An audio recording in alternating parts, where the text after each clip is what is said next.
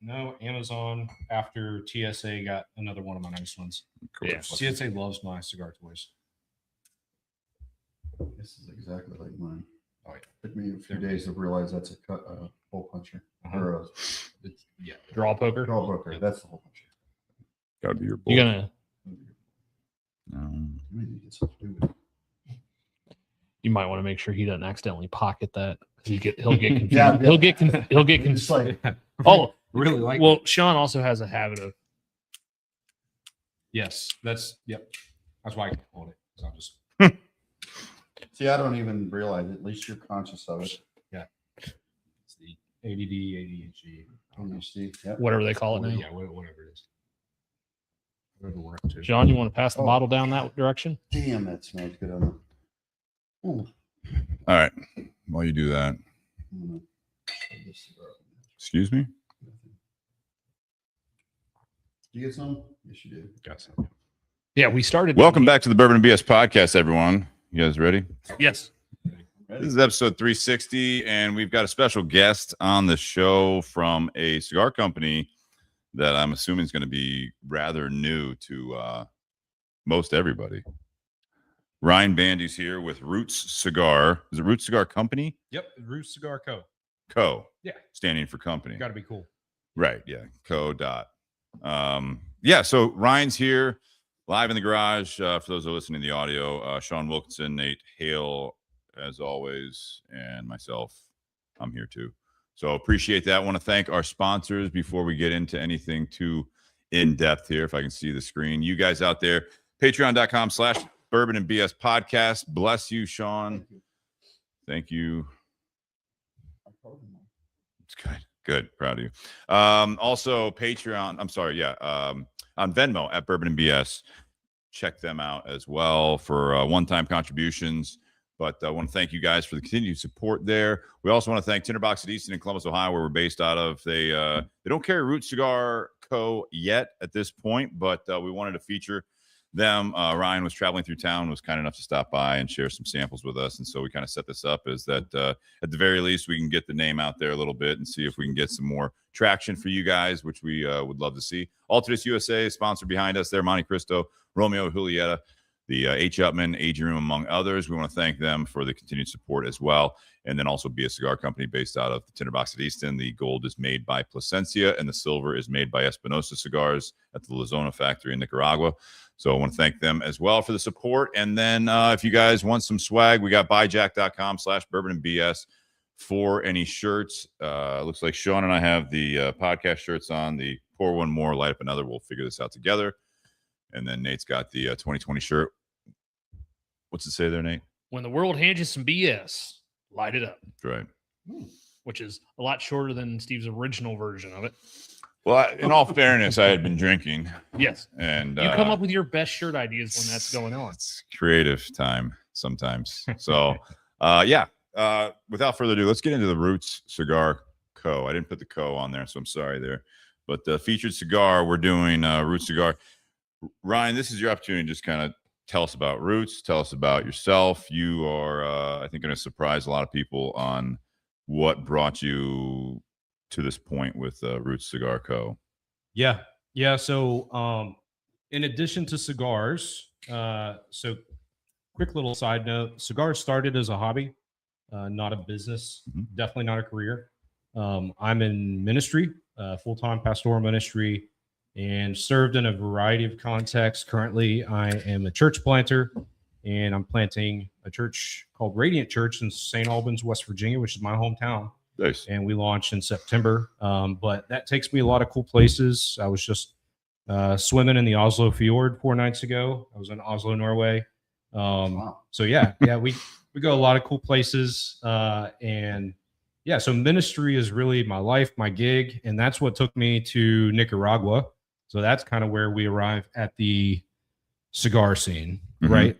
So it's 2020. We're coming out of COVID, and the ministry I was a part of at the time, they were like, hey, we really want to get back into missions and doing trips, but like the world's still kind of shut down, and it's travel is complicated, but let's go for it. Yeah. And I said, cool. And so I've got a surfer buddy down in Fort Myers, Florida.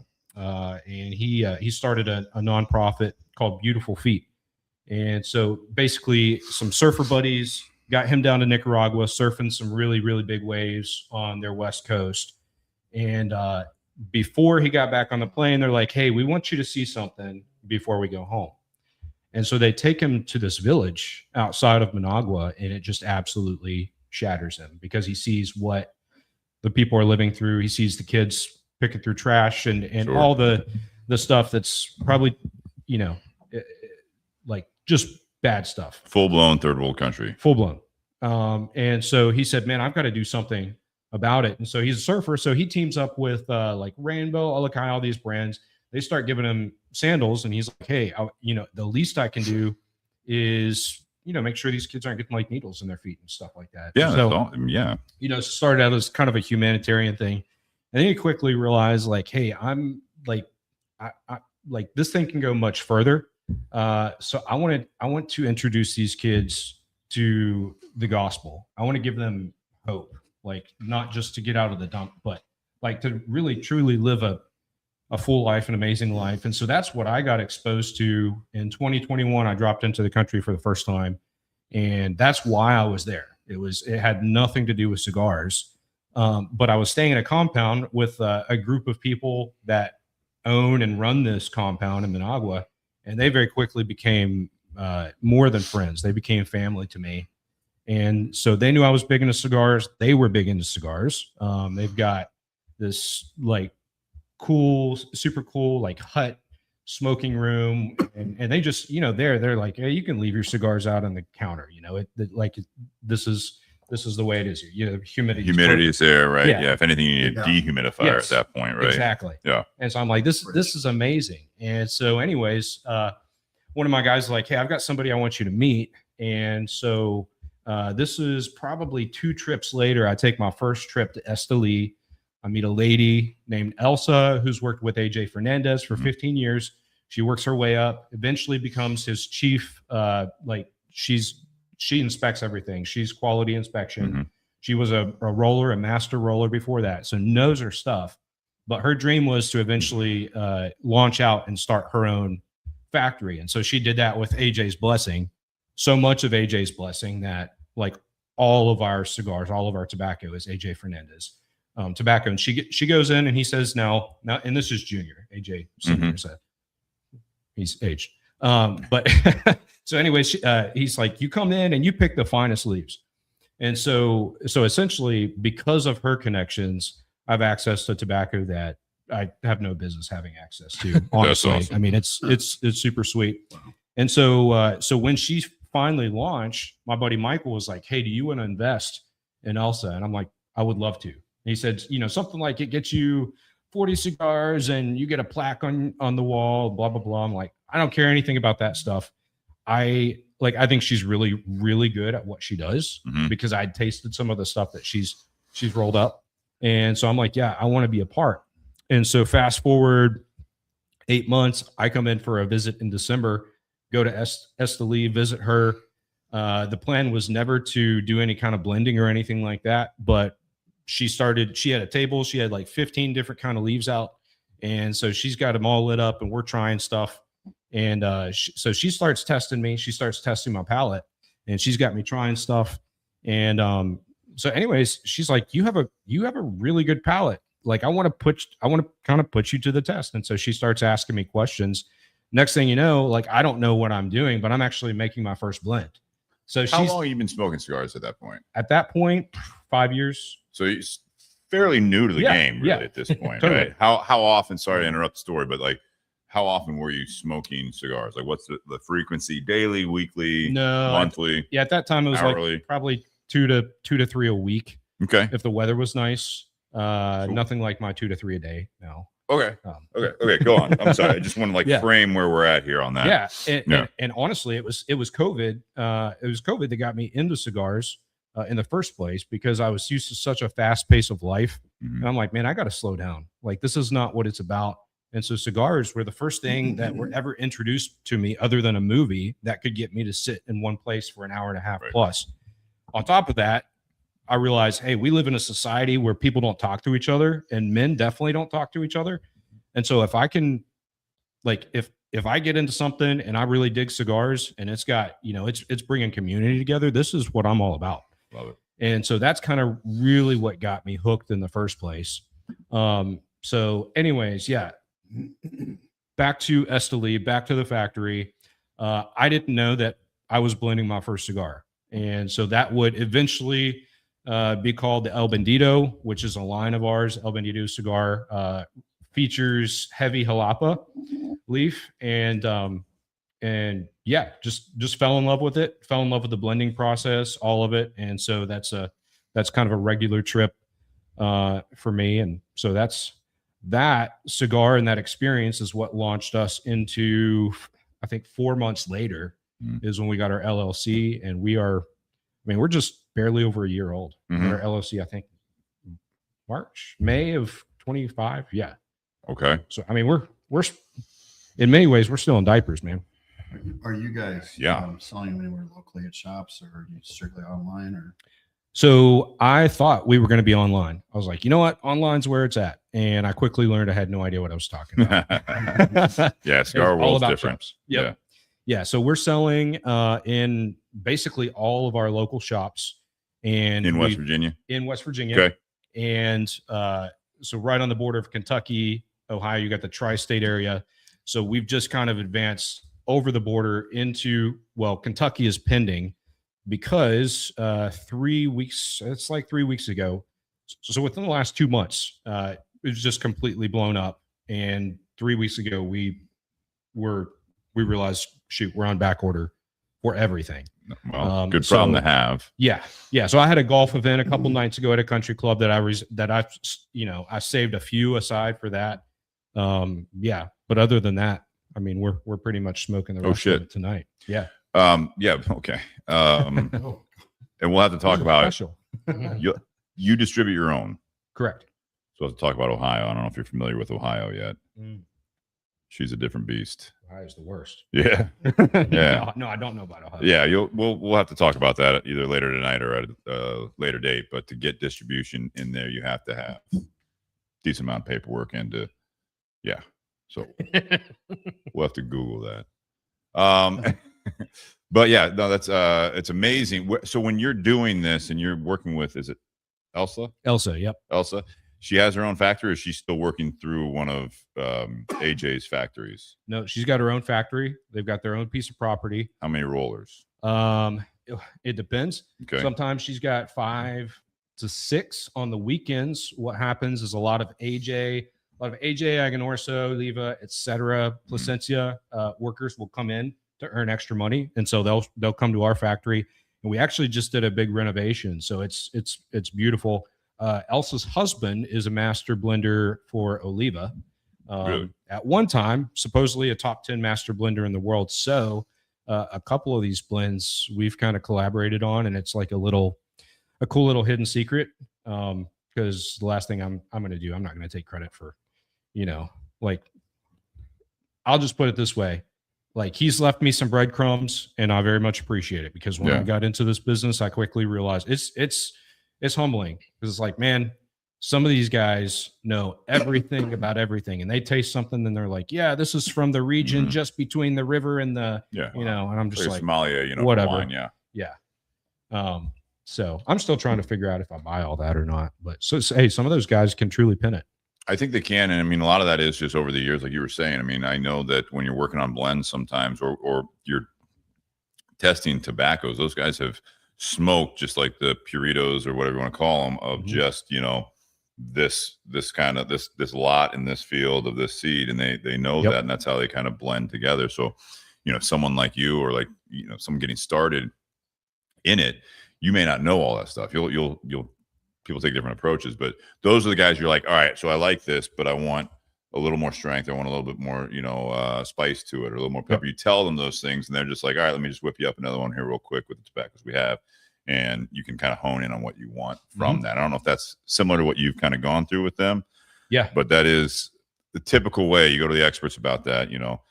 We have our own house brand, the BS, and that's kind of how we did it. We worked with the experts, and we're like, different approaches for both the gold and silver. But I mean, that was it, is that you kind of smoke a lot of samples in a sense, and then you say, Yep. okay, these are my top ones. I like these. You know, what are we working with, and how can we make it tweak it this way or that way?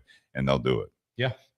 They'll Yeah. do it the best they can. Yeah, I mean, it's very similar. And generally when I go there, I'll have an idea of what I'm looking to create. And I'm okay with flying home and not having not created anything new if I don't feel like 100% amazing. How often are you going down to Nicaragua? A few times a year. Okay.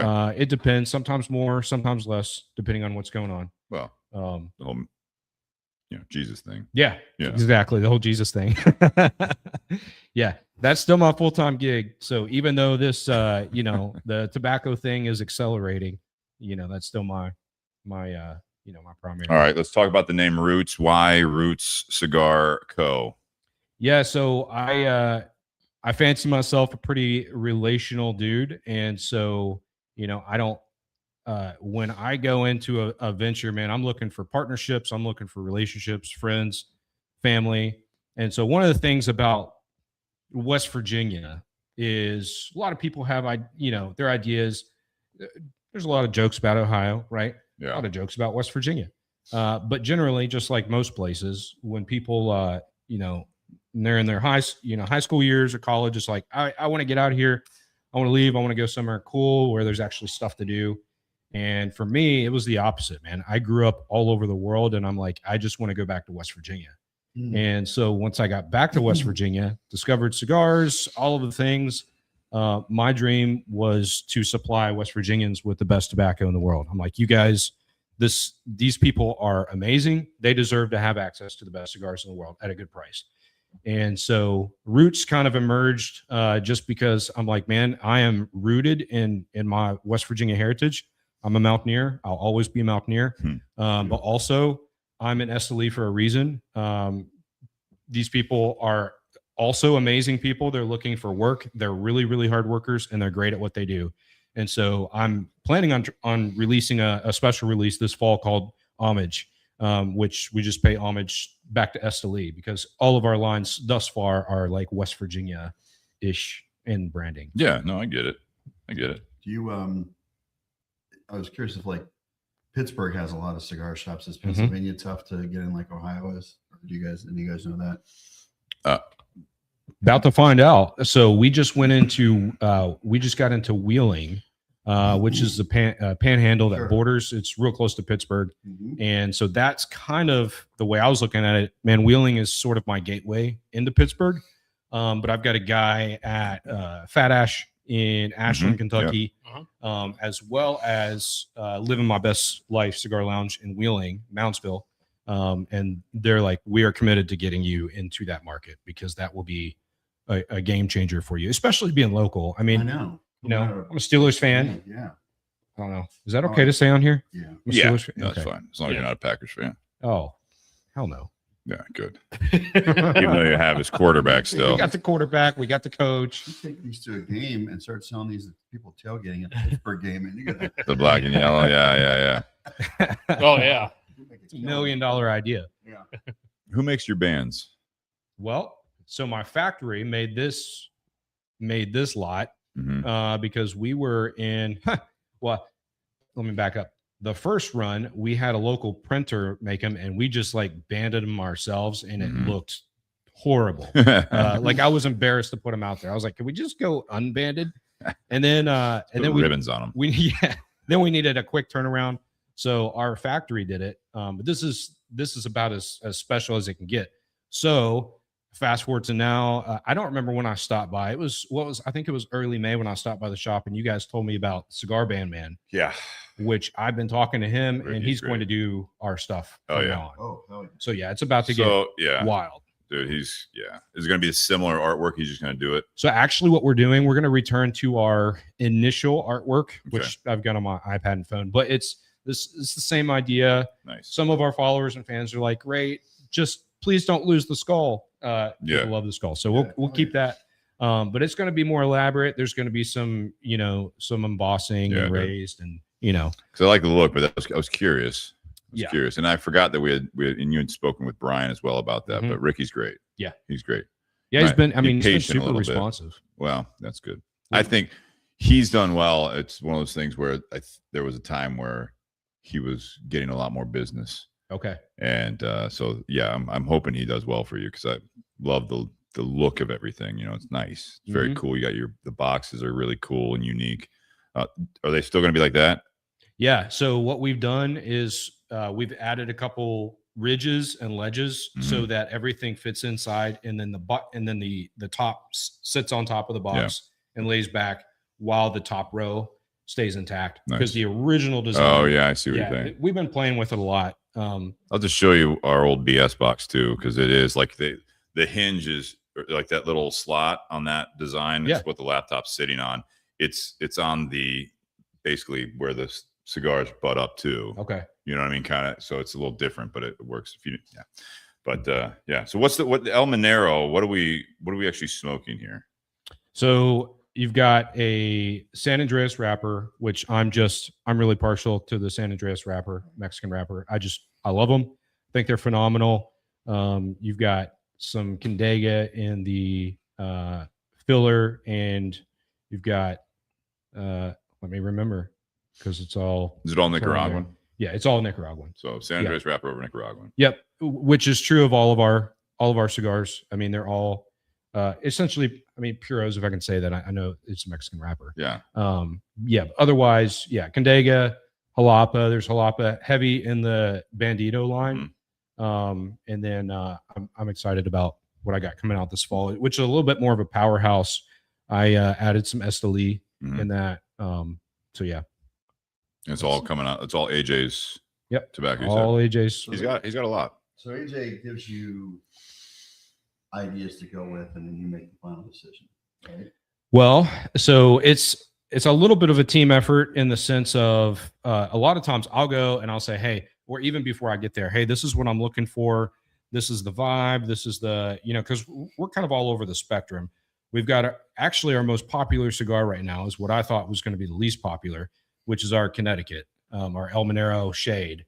And those were the first cigars off the shelves. I mean, it was absolutely crazy. And I don't even hardly smoke Connecticut's. And then I kind of came back around to them, and that cigar made me love Connecticut's again. And then I was showing up at, expos, golf courses and stuff, different events. And I was showing up with these, and they're like, man, do you have anything lighter? We've been riding around drinking beer all day. And I was like, I don't really think about that. Connecticut's still your top seller most of the time if you can get it in people's hands, because it's an everyday smoke. Golfers, it's a prime example of it. They just want to be smoking a cigar. Smoke whatever, man. Smoke. Right. Yeah, but well, yeah. Yes. Thank you, Shawn. Shawn, when you're on the golf course and it's 90+ degrees, and you've been drinking beer, it's like you don't necessarily want something that's a powerhouse of a cigar. You just want to have the cigar. So yeah, you're basically going all local. You haven't been to PCA or anything yet, right? Nope. All right, so it's just we're basically doing like grassroots a little bit. Which 100%. Name again, Roots, right? Yep. And you've got how many different blends? 3? No, we got 4 blends. 4 blends. So you get the El Minero Maduro or San Andreas. I don't know, Maduro. And then you got the shade. You said you have the El Bandito, and what else? Yep, the El Bandito. We've got a Maduro, which is this. This is a fun experimental stick for me. It's like a lawn stick. Yeah, exactly what it is. And then we've got a Habano in the El Bandito line. And that's a play off my last name. Actually, it was in the factory. I was like, what do you guys think we should name it? They're like, well, you're the founder. I'm like, what do you think? They're like, well, Bandy's your last name? Bandito? I'm like, sure. Sounds great. No, and that kind of goes into like you got the skull and the pirate hat on there as well. Love it. Yep. Which and funny, there's a story about literally everything, but that whole thing came from that are in that original setting where I was smoking all the different leaves she was rolling up. I'd had basically I had like a cigar in between every single one of my fingers. My buddy Michael came in and he said, man, you look like Blackbeard. He said, because before battle he would basically set fireworks off in his beard and then run in like a crazy man. And I was like, dude, pirate. Okay, I think we got a theme. Like, pirate. Absolutely. Yeah. Plus, me and my girls, we hang out on OBX. That's like our home away from home. Nice. So it's our spot. Nate, what questions do you have so far? I don't really have any questions. All right, what do you think of the cigar? How about that? So when I first lit it, when I did first light it up, the first thing that came to my mind was actually San Andreas, because it's definitely a very toothy wrapper on the cigar, but it also has that dryness that we've gotten from a lot of San Andreas wrappers that we've smoked on the show lately. But then, like as I was burning and like building an ash, like the ash is kind of like stacking dimes where you can see those lines going around on the ash. But then the smoke itself also has this yellow hue to it, which just screams Nicaraguan tobacco to me. Mm-hmm. Do you like it? I do. It's enjoyable. Yeah. Okay. Shawn? Production's good. We call him the Russian Jacks. Yeah, he's rough. Yeah, he's still rough. Okay, so he's the one I got to watch out for. Yeah. Maybe we should Watch you, Nate. separate it too when we start it down. Yeah, I love it, dude. I mean, right from the get go, it's got great construction. I like the ash mine. I could have probably left it and see how long it goes, but I've learned from these guys, you got to ash your bullet. Okay, I'll do that. Yeah. But, the construction, like I said, and it's not falling apart. It's burning evenly. It's staying lit. I love the aftertaste. Like you still get a good taste of that cigar after you take a hit, so it's not like you have to keep chiefing it. The retro, I like. There's like some floral there on the retro hail, and that I love a lot too. I'm big retro and like looking for other flavors other than what's on the palate, right? So being able to catch what you have there is really good. But I'm a fan, man. Love it. I'll be bugging you. Awesome, man. What are you selling these like per stick? MSRP retail. Yeah, MSRP Arturo we sell for $12.99, and then I think our Robusto is $11.50. Okay. So we came off of a little bit. It was like a little internal family feud, because I'm like, I just want to sell stuff cheap. My finance guy, he's like, Ryan, if we sell them for what you want to sell them for, we're making nothing by the time we, clear customs, all the taxes and all the things. I know. And I'm like, dang it. I know you're right. But I feel like we've kind of found the sweet spot as we go into and reach into new lounges.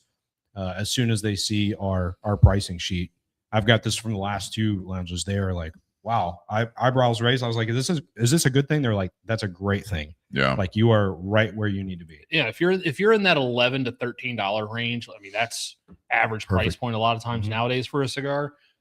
Being a boutique and a smaller operation to still come in with that kind of price point, utilizing AJ tobacco, that's where you want to be. Yep, absolutely. Yeah, definitely feels like the sweet spot. I think a lot of times, people in your situation, I don't want to say it's not a get rich quick type of a thing, but I mean, you are buying from a factory direct, which is helpful. But it's like people don't realize that when you get on the shelf at say $12 with a brick and mortar or typical markup, I mean the math changes really quickly. It does.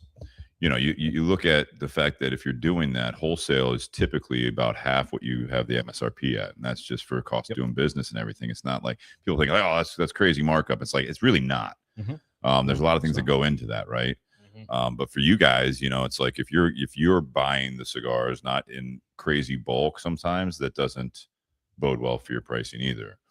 But when people think about the fact that it's like how many cigars you have to sell to make this your primary business, if you were to do that, it's a lot. Yep. Because the bigger you get, the more pieces you have to have going there as far as like representation. You have to everything, more investment, cash flow issues. But then you look at people like, oh, you should not charge a certain amount. But it's like, so if say it's a $12 cigar for you or whatever, so wholesale $6.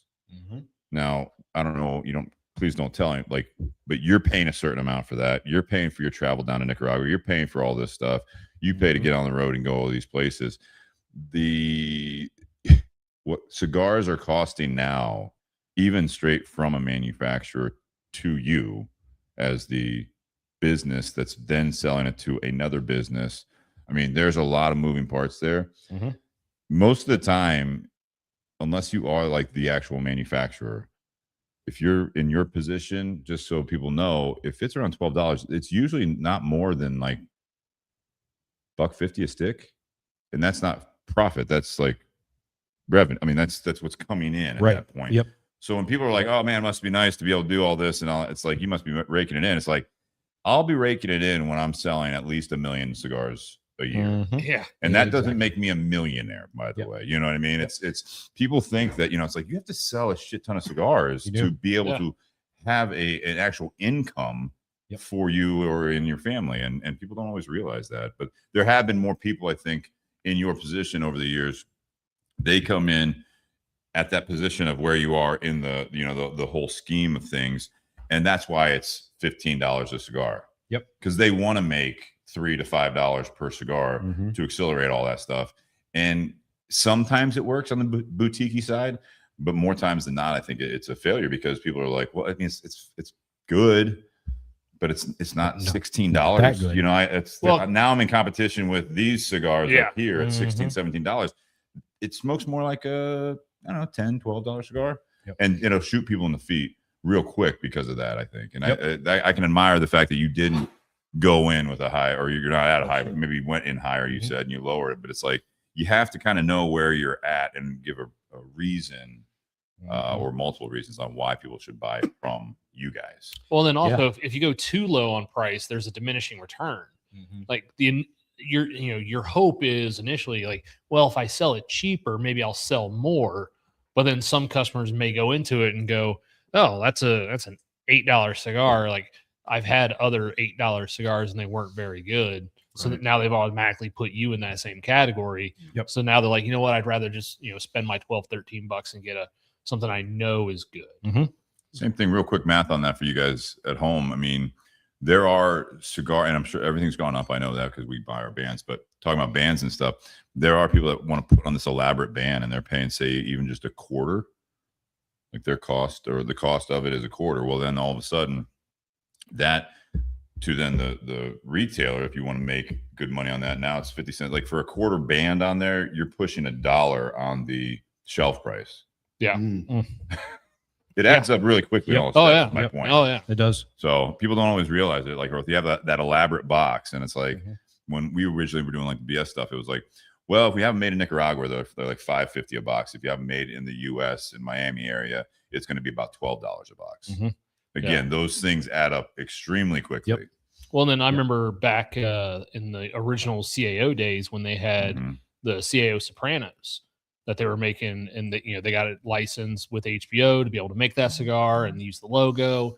They had those gorgeous boxes that looked like the trunk of a Cadillac. Mhm. And when the show ended and that whole contract ended, they then changed the name of the cigar to Consigliere and just did a normal, plain, regular red box. Well, without having to pay the licensing to HBO and without having that crazy box, the price on every stick came down about $4. Made. Wow. Everyone Yep. wants their cut. Yep. Everyone wants their cut. And I think, and no offense to the label, I think it's a great label, but the fact that you said you're getting the cigar guy to up it, you want to be eye catching on a shelf, and I think having somebody like that just get a little more oomph to it. And he That's- will. Yeah, I think that's going to be another big thing for you. I think, yeah. And not ripping on this, it's just No, saying no. in terms of Not like at all. getting some people to look, going down the shelf at a humidor going, oh, I haven't seen that. That looks really nice. Like that kind of thinking. The color and font on this one almost remind me of the Olmec. Mm-hmm. Yeah. Yeah, Yep. it does. When I first saw it, I was like, wait, is that an Olmec? No. Yeah, no, we've got that because we're in a couple lounges that are heavy foundation guys. They're like, hey, so is it going to be like this forever? I'm like, I don't know why you're asking, but this was kind of a rush sort of deal. This is not what we're married to. Like Mhm. these bands will actually, most likely they'll never be seen again. So they were great while they lasted, but Save 'em. it's yeah. So Collectors. but I had to explain this to our guys in Esteli because they actually did not know, and through the language barrier and all that. I was trying to get them to understand, hey, presentation sells in the States. And they're Mhm. like, yeah, but but these are premium cigars. Like who cares what they look like? And I'm like, well, Americans do.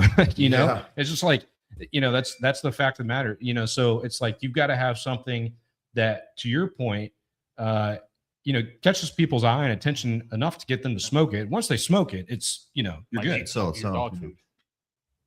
Oh, Another Amazon delivery. It's Prime Days, man. Come on. yep. Oh, that's right. Oh, that's right. Yeah. Yep. It's not the dog food. But and also like you know, something you were talking about, Steve. It's refreshing to hear somebody talking about the back end of the business and understanding exactly how it works. Because I think a lot of times there's a perception of like, man, you know, cigars are a luxury item and you're out here and you're killing it, and it must be.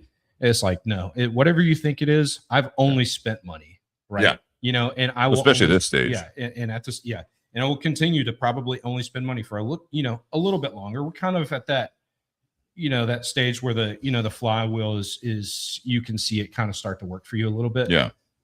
But that's when you start to get into the bigger orders too, because when you're only ordering 1,000 or 2,000, where those rates, your taxes, brokerage fees, like all of that hits you way harder. Yeah, it does. Well, and then also if you do want to expand, every time you level up, right? Then all of a sudden it's like, am I going to go to a broker rep?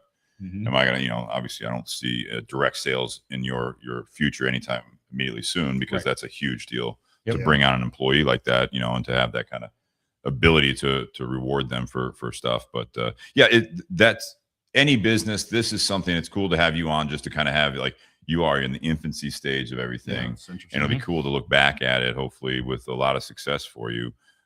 Again, like just even in what you've said so far, you know, you've been working with the tobaccos, you've got something new coming out.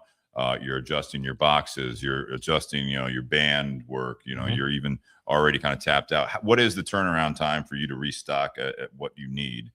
Because usually from my understanding, it'll be, if they've got the ability, that's why I was asking the size of the factory, right? Mhm. It could 12 weeks, it could be months, depending on what they're making for other people too. Yeah, it's a good rate for us right now, or a good time is 2 to 3 months. Yeah, that's all right. So, and actually that's moving. And so our factory just underwent, well, they're finishing up a really nice renovation.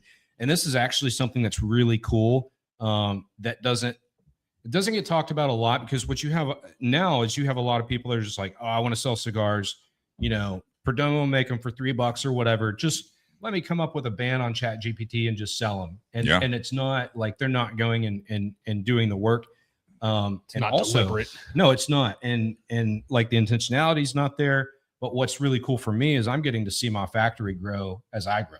That's cool. And so, you know, when my guy Hector's sending me pictures of all the things, and here's the pallets of tobacco, and hey, here's our new cedar rolling tables, I'm like, this is so exciting. This is as exciting as me coming out with a new cigar, because I grow, Yeah. you grow, and it's, I mean, so when I say like, hey, I'm more about the familial side of this business, I really am, man. It's not, and I pray it will never be a transaction for me, but right now it's not. It's purely relationships, and like, pray God continue to bless this thing, because it's not every day that somebody gets to turn a hobby into a business, Mhm. and I think that's freaking cool. It's amazing.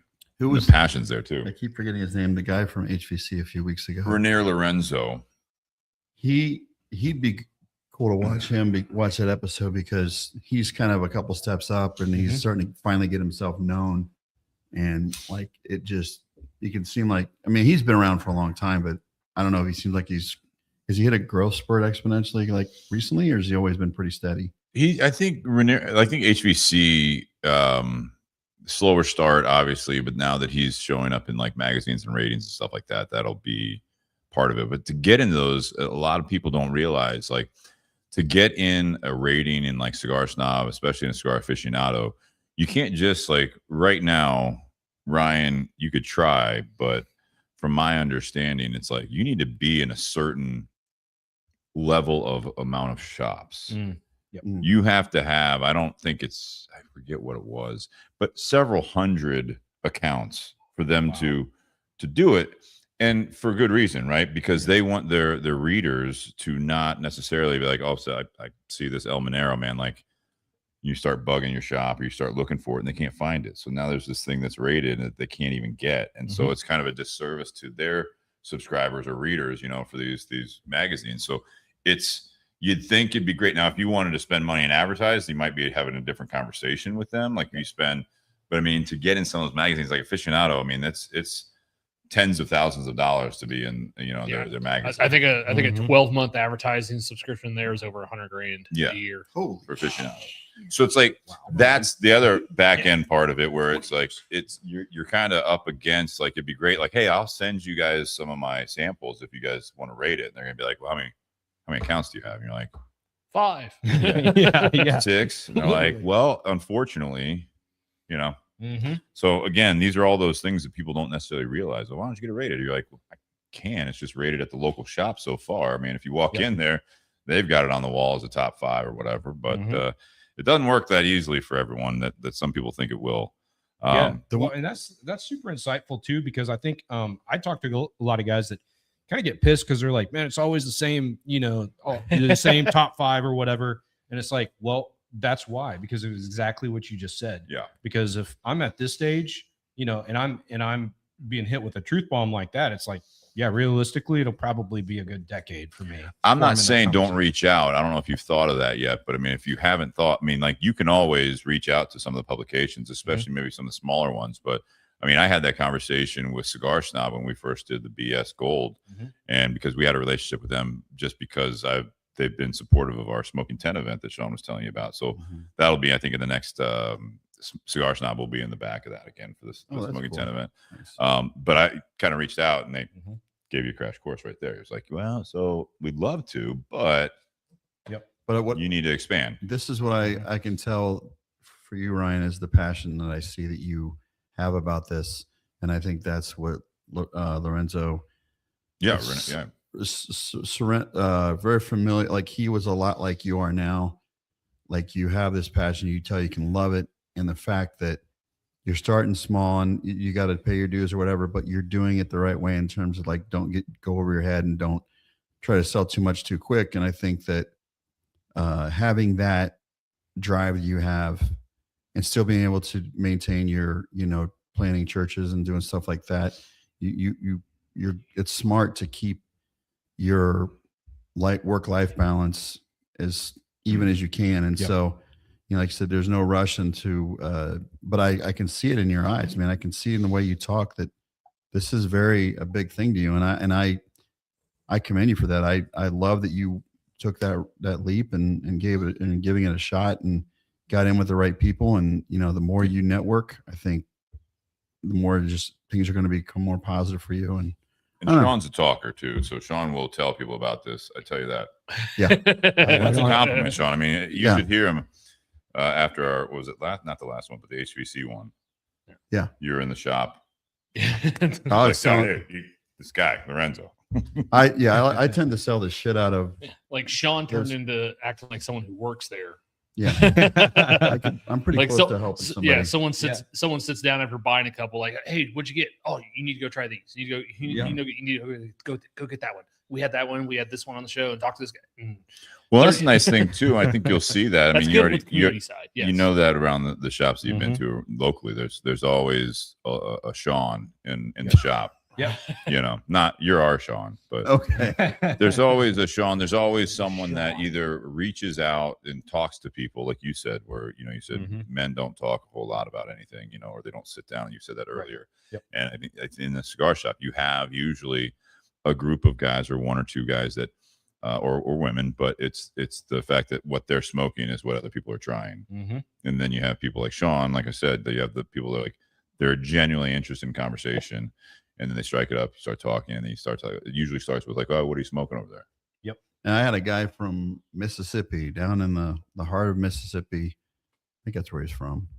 And he was a pastor's son, and he was, helping. I think he was up there for a convention at the Hilton. And, by the time he left, I think I bought him a BS Gold and was telling him to try other ones and check this place out. And a lot of times too, because I'm on the podcast, I'm always like, hey, by the way, if you're in a podcast, come check us out. So I'm trying to get the word out that way. But I'm very passionate about certain things in my life, and cigars in bourbon, and just having the camaraderie that I have with the shop and the people. I've met so many good friends there.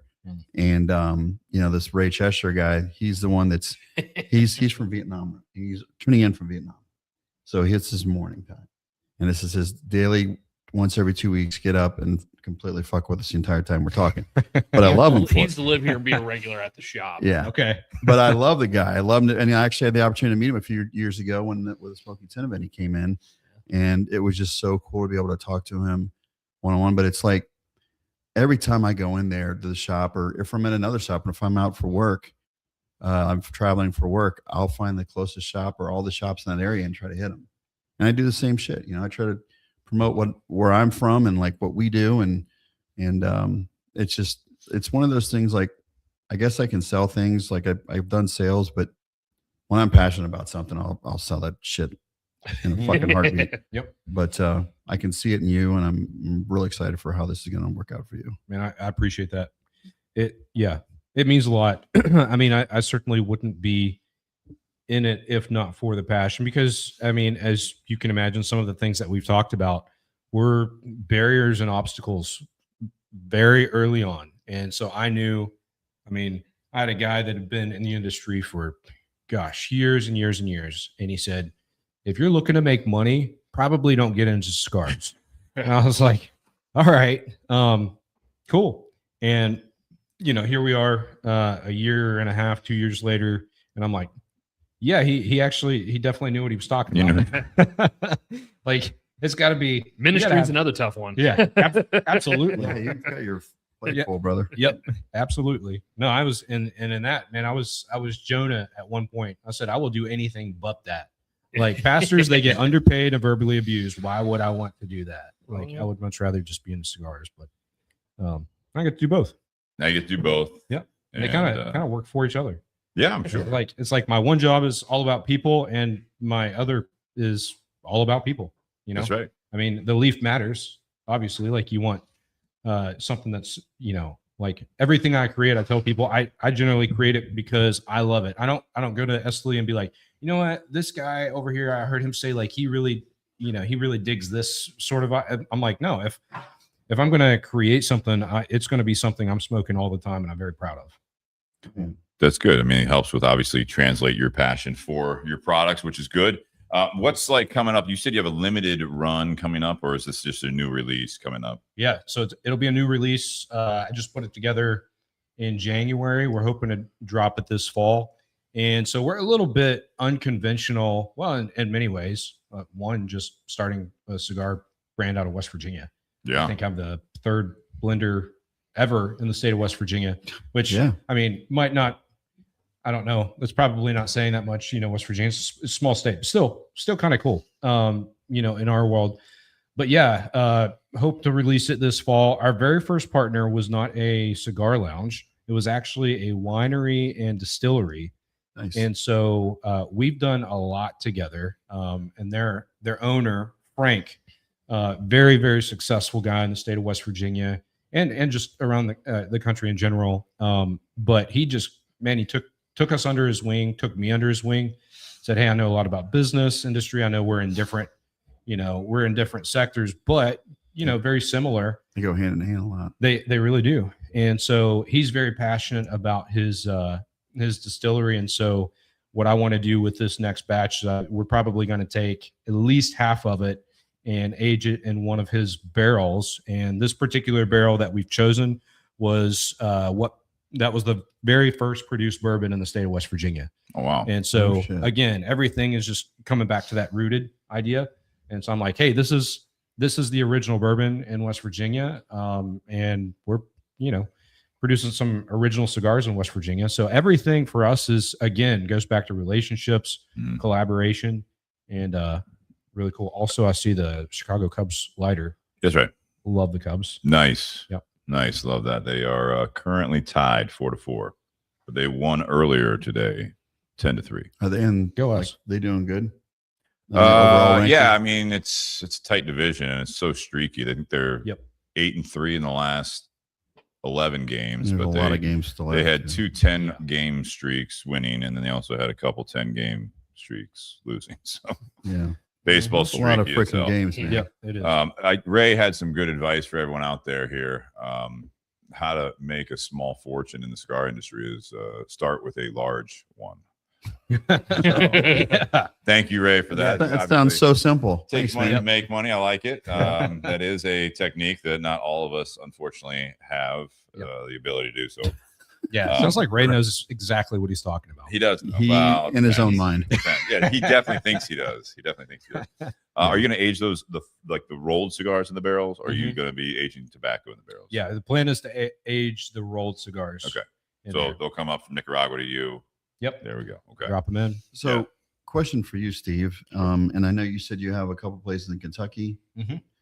Like, I know, do most distilleries down there, they sell cigars? So they have like a contract with certain providers. Like, I know Jeff the Creed had like the Buffalo Trace cigar and that kind of stuff. But are more of those places already kind of set in with who they use, or are they willing to try other cigar brands? My understanding, and Nate, you might have a take on this as well, but when you went to like Buffalo Trace, at one time they had like Buffalo Trace cigars, not the ones that you see in the other retail stores, because they'll have like a local person doing that stuff. The ones at Buffalo Trace are made by someone down there, Right, in that area, and they will typically not be infused, but they'll be like something to go with it.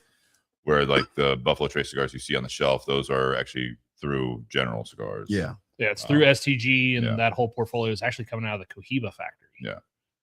But So I didn't know different how, stuff. I didn't know how you like, I mean, that's Buffalo Trace, but I just wondered if other, Well, so you have Distilleries. you have someone like, well, I mean, a lot of it you might just have like a cigar maker reaches out to a distillery. It's like, hey, if you want to get rid of some barrels, like I want to age some tobacco for my cigars in some barrels, and if you're willing to part ways with some, and you know that cigar manufacturer may never even disclose what barrels they're using. You know, we had Nick Perdomo on the podcast a few years ago, and he actually mentioned which distillery he gets his barrels from, and He also mentioned that one time they accidentally sent him a full barrel. two. wow. They sent him a full barrels. barrel, and he's like, he called him up. He's like, you guys sent me a full barrel of whiskey. Like, how do I get this back to you? And they're like, oh, the paperwork. Paperwork and the cost to ship them back was not worth it. So they're just like, yeah. But my question is, if it's Like the weight worth, would have been is off. it worth him reaching out to other distilleries? Yeah, I mean, I think some of the smaller distilleries, Yeah. I think there'd be a possibility. It's just, what are their businesses as well? So it's like, is it worth it to them do they have a smoking area? You know what I mean? Like, Mhm. and for that, sometimes they do want their name on it. You know what I mean? So it's it's another trajectory. No, it's another trajectory that, someone like Ryan could do. He gets established, with Cigar Band Man and say, hey, I got this distillery. They want to do a cigar. I have the ability to do it with my factory down in Esteli. And, they come up with a blend or use one of these blends and slap on like like you said, Jeff the Creed, for example, or Peg Leg Porker, which we're drinking. So you kind of come up with a new logo and stuff like that. You could have like the Peg Leg Porker by Roots Cigars. You know what I mean? And you could go that route, and it's a win-win if they want to do it. It's just, are people going to be going to the distillery? They see the cigars, they're going to buy it. Yeah, if they make it kind of catchy enough, probably just because it's a souvenir. Yep. I don't think a lot of the distilleries, to my knowledge, have like smoking rooms or anything like that. You know what I mean? Because it's kind of a conflict of interest for some people. Tobacco is still the tough one for people to get their heads around. You know what I mean? For some reason, if you did like a marijuana, probably everyone would be all over it. Oh, 100%. Yeah. Well, I tell you what, man, the reason why I mentioned Jeff the Creed is because the woman was the lead, one of three, I think, women distillers, head distillers in the state of Kentucky. And she came up and did a podcast with us a few years ago. And then I went down a few years after that. And before I went down, I reached out to her, and she kind of like had the staff take care of me and my wife and my friend. And she's really a personable person. And I'm like, and I asked, like, did you guys have cigars when I was down there? And they're like, no, we're sold out. And I'm like, yeah, we just do the Buffalo Trace ones, but maybe that's something like smaller ones, like you said, maybe something, because they have a huge open. I mean, they have fields where there's outdoor stage. There's so much outdoor seating. It's ridiculous. And they promote cigars already. So, I Yeah, think that no, would be it's kind of a always noticeable. cool, and I could even send you her her email or something, because I kept in touch with her a few times. Yeah, it's a great company too. Yeah, they're great. They're very unique. They use this stuff called Bloody Bircher corn, and it's very very distinct and delicious. So Ray had a question out there. Is the San Andreas difficult to get a hold of? It doesn't get used that often. I'll comment that it's getting used more and more. Typically now when you see a Maduro shade or Oscuro, but they call it Maduro, it's going to be one of two things. Most of the time anymore, it's going to be either Connecticut broadleaf or now Nicaraguan broadleaf or what Honduran broadleaf. Like it's broadleaf or it's like San Andreas Mexican tobacco is most of the Maduro stuff coming out these days. It's not going to be your darker, just Nicaraguan, Maduro shade of a different seed strain. Yeah, and it's a more expensive wrapper. Yeah. Too. So you've got a little bit more in it, but like I said, it's a type of tobacco I'm just really partial to. And yeah, me too. It works well. I mean, It's expanded a lot too. There was a time where it's like if you had a San Andreas wrapped cigar, I don't think the industry was as experienced. Therefore, they weren't as talented blending filler and binder with the San Andreas wrappers that were being used. The Tarrant family in Mexico is where the vast majority of San Andreas tobacco comes from. You have heard more recently some people taking like some of that seed and growing it elsewhere. And so it's like San Andreas seed, kind of like Connecticut, right? Grown in Ecuador. San Andreas grown in Nicaragua or grown elsewhere. AJ's got his hands on absolutely just massive amounts of tobacco. Yep. Most he grows, but then like I'm sure he buys from the Tarrant family just like everyone else does. But there's been very few cigars that are going to be 100% Mexican tobacco. That it's tough to do. Tarrant family they make their own cigars as well. Casa Tarrant. Te Amo is something that is owned by Altadis USA, one of our sponsors, and that's a 100% Mexican tobacco cigar. Originally, a kind of a more budget cigar, was kind of a little bit harsher. They re-released it in recent years and did a completely different blend, higher end tobacco from them. But that Mexican tobacco, San Andreas, Ray, is it's not as difficult as it used to be to get a hold of. There is a lot more of it being used and produced, and I think they've really honed in what they're able to utilize from those fields and from that product line. Is the El Bandito, is this also San Andreas? It is. Okay. Yep. But different filler binder, obviously. Okay. Is Macanudo? They're not all Mexican, are they? No, Macanudo is a brand that has all sorts of different stuff. They're well known for their cafe series, but they've expanded a lot in the recent years to the Inspirado and some other stuff as well. Just had a new one. It was amazing. Like usually they're always pretty mild, but this one had some teeth to it. They even had a series, the Emissary series, where the one I really liked was the España, and that had, I think, 12-year-old Spanish tobacco in there. That's why it's called that. And they just did more recently, 2 years ago now, I think, did the French one. So Macanudo even uses. What's the one that just seemed to have come out not too long ago? It's got a really cool band. I thought I mistook it for like a Romeo Julieta band or something. I don't know. I can't remember. You guys have it. I forget what it was called, but I'm not sure. El Bandito. It wasn't the new Shade or Sumatra or that line that they just brought maybe, on. but there was like at the bottom, maybe because there was the main, and at the bottom of it, it said, I think it did say Sumatra. Yeah. That's a new line that they just came out. Yeah, with. that's good. So El Bandito, what are we smoking here? San Andreas, and you said all Nicaraguan again, right? Yep. Okay. And the main player in here. So when I was blending this, and two, at my factory, they're very liberal in saying this, unless they're just saying it to me. But this is their favorite cigar. This is my favorite. The ring gauge, the size, all of that. But the El Bandito Maduro is their favorite cigar. They say it's the best cigar in your that factory. they make at the factory. Yeah. But what I fell in love with that day in December a couple years ago was, I didn't know at the time. I was like, man, I just love this flavor. And they explained to me that's Jalapa, which Jalapa Valley is on the borders Honduras. And it is just It's this beautiful dark sweetness. You get this like this dark chocolate. One thing I cannot do is I cannot do infused cigars. I can't do like, so it's got to be like, if I get sweetness, it's got to be, you know, from the tobacco itself. And two, this is a whole tangent, not to get us off on you know, not to get us off the rails, but you know, a lot of people ask all the time, Cuban cigars. You make Cuban cigars? You smoke Cuban cigars? I'm like, here's the deal, man. Like when Fidel was fideling, right? You had a lot of people Fidel's gonna Fidel. that said adios, and they took their stuff, including their seed, and they moved to Nicaragua, which I think is when the game got really, really good, because then they took their craft to a place with it's the land of volcanoes. So you got this volcanic soil, which is rich. And so there's not going to be a cigar that comes out of Nicaragua that doesn't have like rich, robust flavor, spice, you know, a lot of the things that you look for in a cigar. And so I think, man, like I personally believe that kind of birthed the Renaissance for tobacco. Yeah.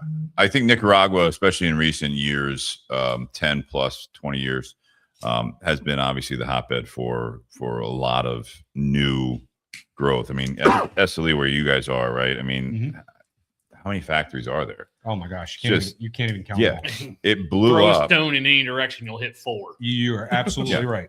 Yep. Yeah, No and they're all varying sizes. There's a lot of smaller ones like yours that's expanding, which is really cool to see. Yeah, to that point, I mean, the biggest thing that I think was you say renaissance to cigars in general was actually the trade embargo, for all the related reasons that you were just talking about.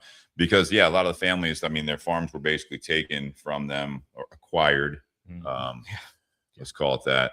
And they did. They fled to Nicaragua, Honduras, some Dominican, but mostly Honduras and Nicaragua. And the biggest part of that, to your point, and also speaks volumes to what we're smoking tonight with that San Andreas Mexican. You're not only taking Cuban seed to these other soils and different climates, similar climates, right, but different. Sure. You are now able to blend cigars with tobaccos from all over the world, like Mexican.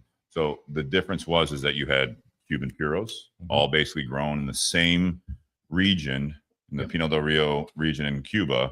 So you had varying seeds, you had varying like lots of where they're being grown, but it was all within the same so many kilometers of where most of the tobacco being used, and just limited amounts of farms. Yep. So you had all this tobacco going basically to Habanos SA, right, from the farmers. The farmers are only allowed to keep so many, but the people that left, the families that left, like we were talking about Plasencia, AJ Fernandez has made a big name for himself, right?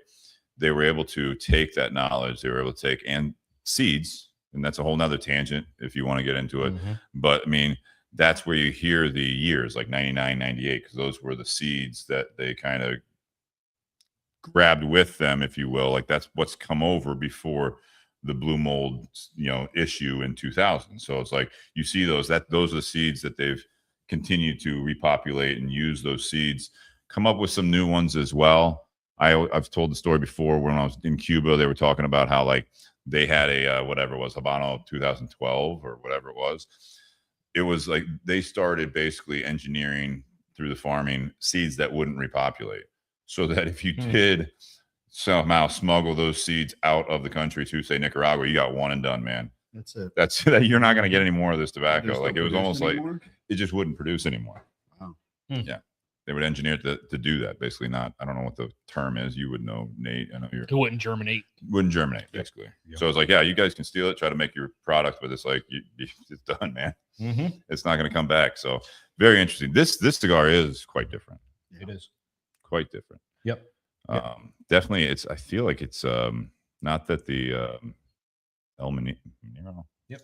El Manero. That was, I think, more bold in your face, a little bit more leathery. It was a little bit more not earthy, but it kind of hit with a punch to your palate, my palate at least. Yeah. Lit this one up immediately. It's like it's a little more balanced. You were talking about like a little bit of the natural sweetness to it with the Jalapa region. It's definitely more balanced. Yep. Yeah, my first word for it that came out of my mouth once we finally got it put together was Symphony. Like, Mhm.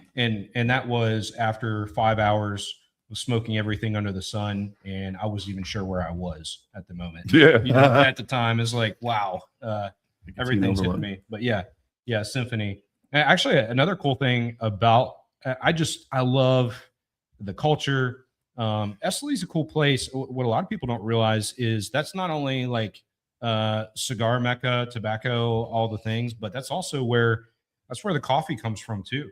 And so I stayed in a place. I found this really cool. It's like a village of yurts between basically between Drew Estate Farm and where all the coffee farms begin. And because I'm looking into, I think one of the things that's growing and it's really encouraging is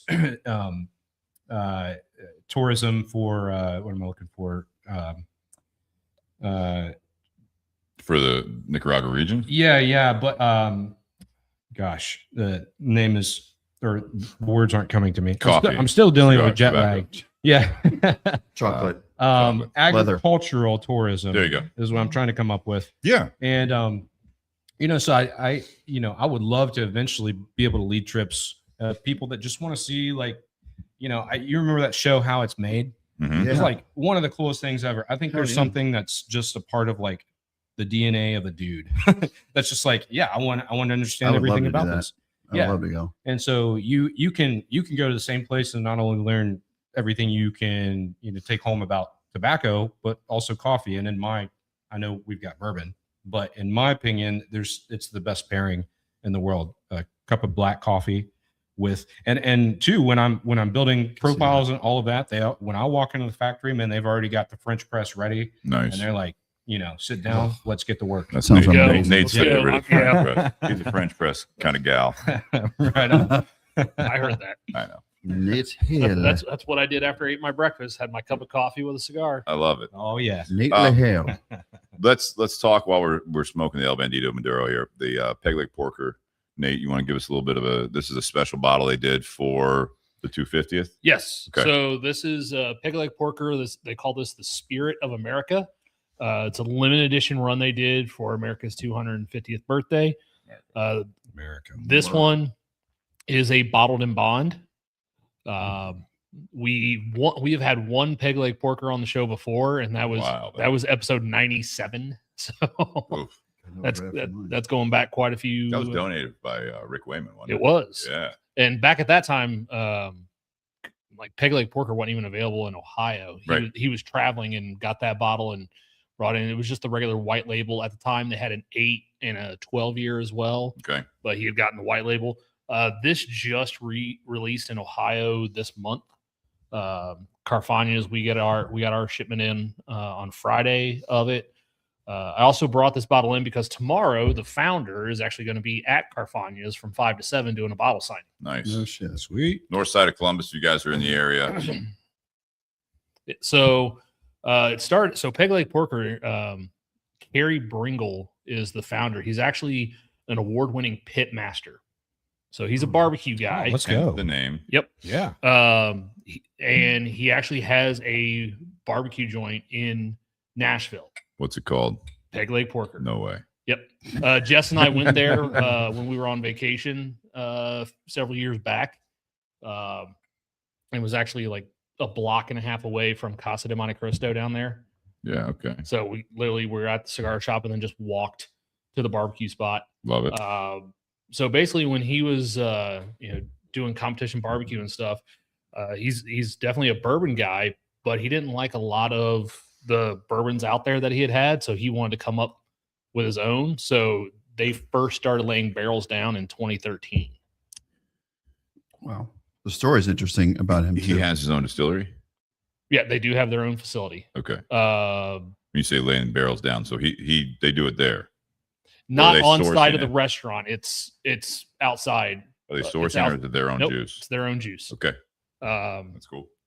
And then, like many Tennessee whiskeys, they do filter it. He uses hickory charcoal Yeah. as his filter instead Cool.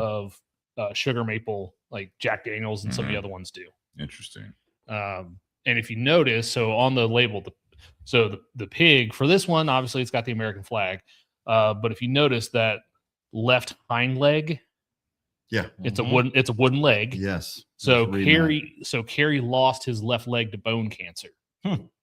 So that's kind of how he incorporated his life story into the name of the brand. How about And it? he's going to be there tomorrow. He's going to be there tomorrow.